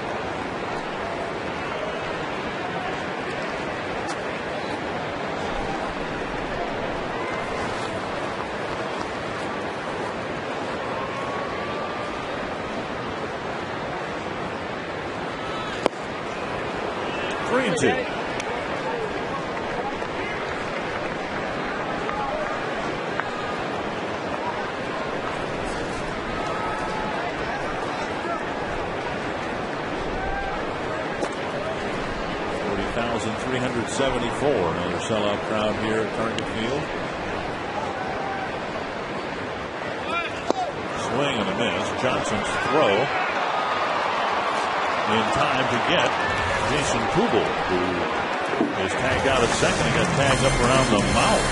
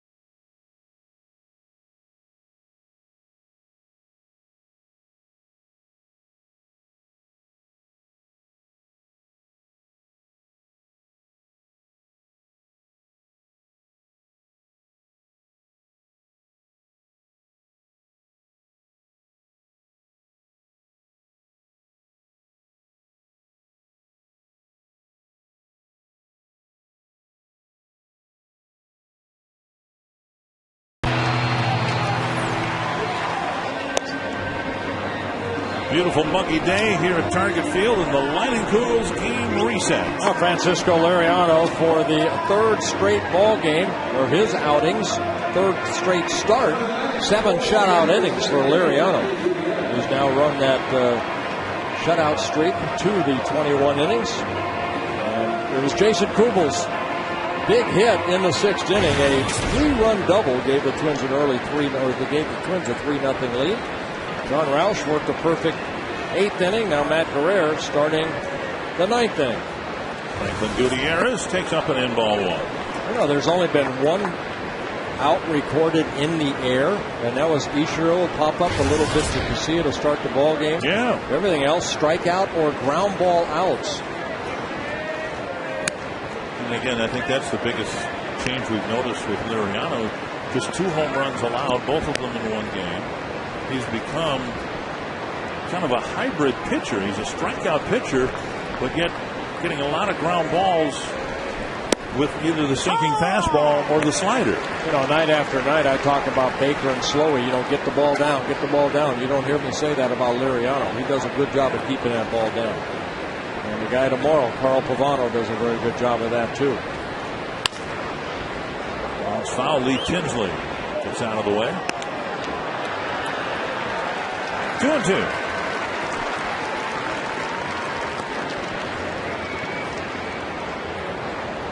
Gutierrez, Branyan, and Kochman to face Guerrero here in the 9th. Foul back.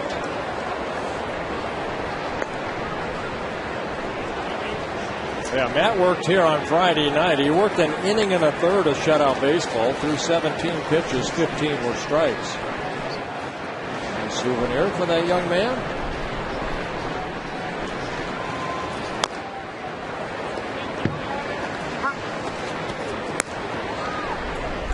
Still 2-2.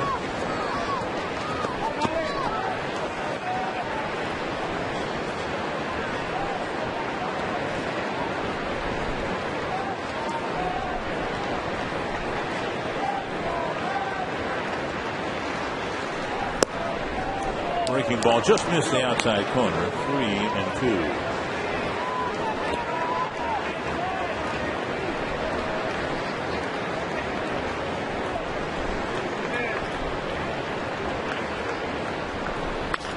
Bouncer to third. Valencia has it.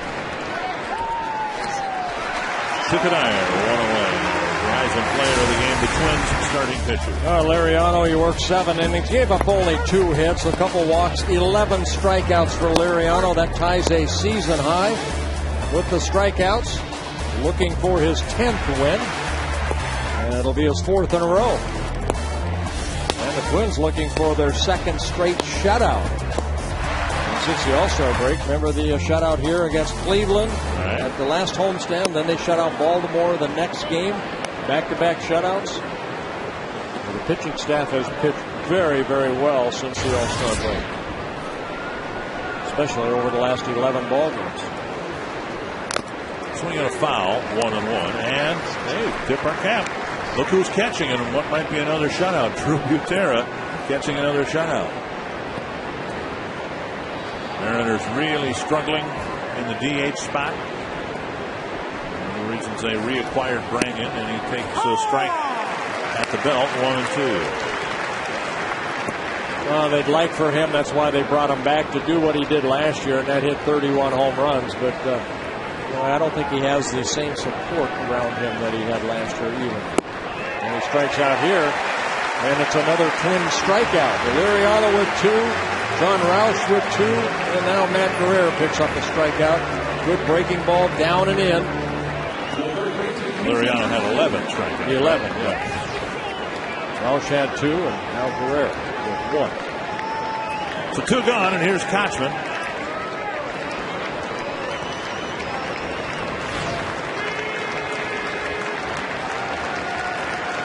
Kochman very happy that Liriano's gone. He struck out 3 times against Liriano.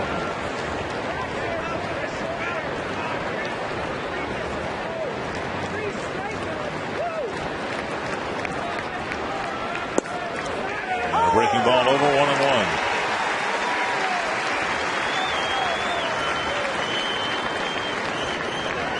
Twins looking for the season high 8th straight win. And 10 wins over the last 11 ball games. It's a good time to go to Tampa, too. They're coming off that New York series, playing the Yankees in New York. Maybe they'll be down a little bit. They're right now ahead of the Yankees 3-0 in the bottom of the 8th inning. 3 games at home. The Twins trying to make it 3 wins at home. And now 2-2.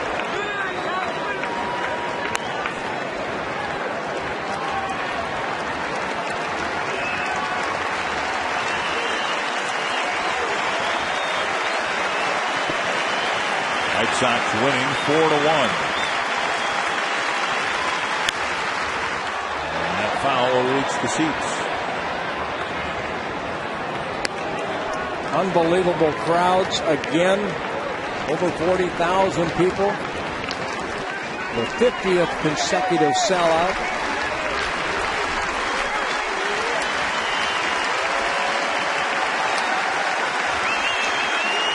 And everybody on their feet. 8 wins in a row for the Minnesota Twins, and they come home and sweep the Seattle Mariners, keeping pace with the White Sox, who finished off Oakland today 4-1. Well, great pitching here this afternoon. Some timely hitting in the 6th inning, especially by Jason Kubel, the 3-run double. And the Twins, for the 2nd straight ball game, beat the Mariners 4-0. As we've said all along, the Twins in a part of the schedule playing teams that they should beat, and they've done what they should have done. They beat the Orioles, winning 3 out of 4. They swept the Royals and swept the Mariners.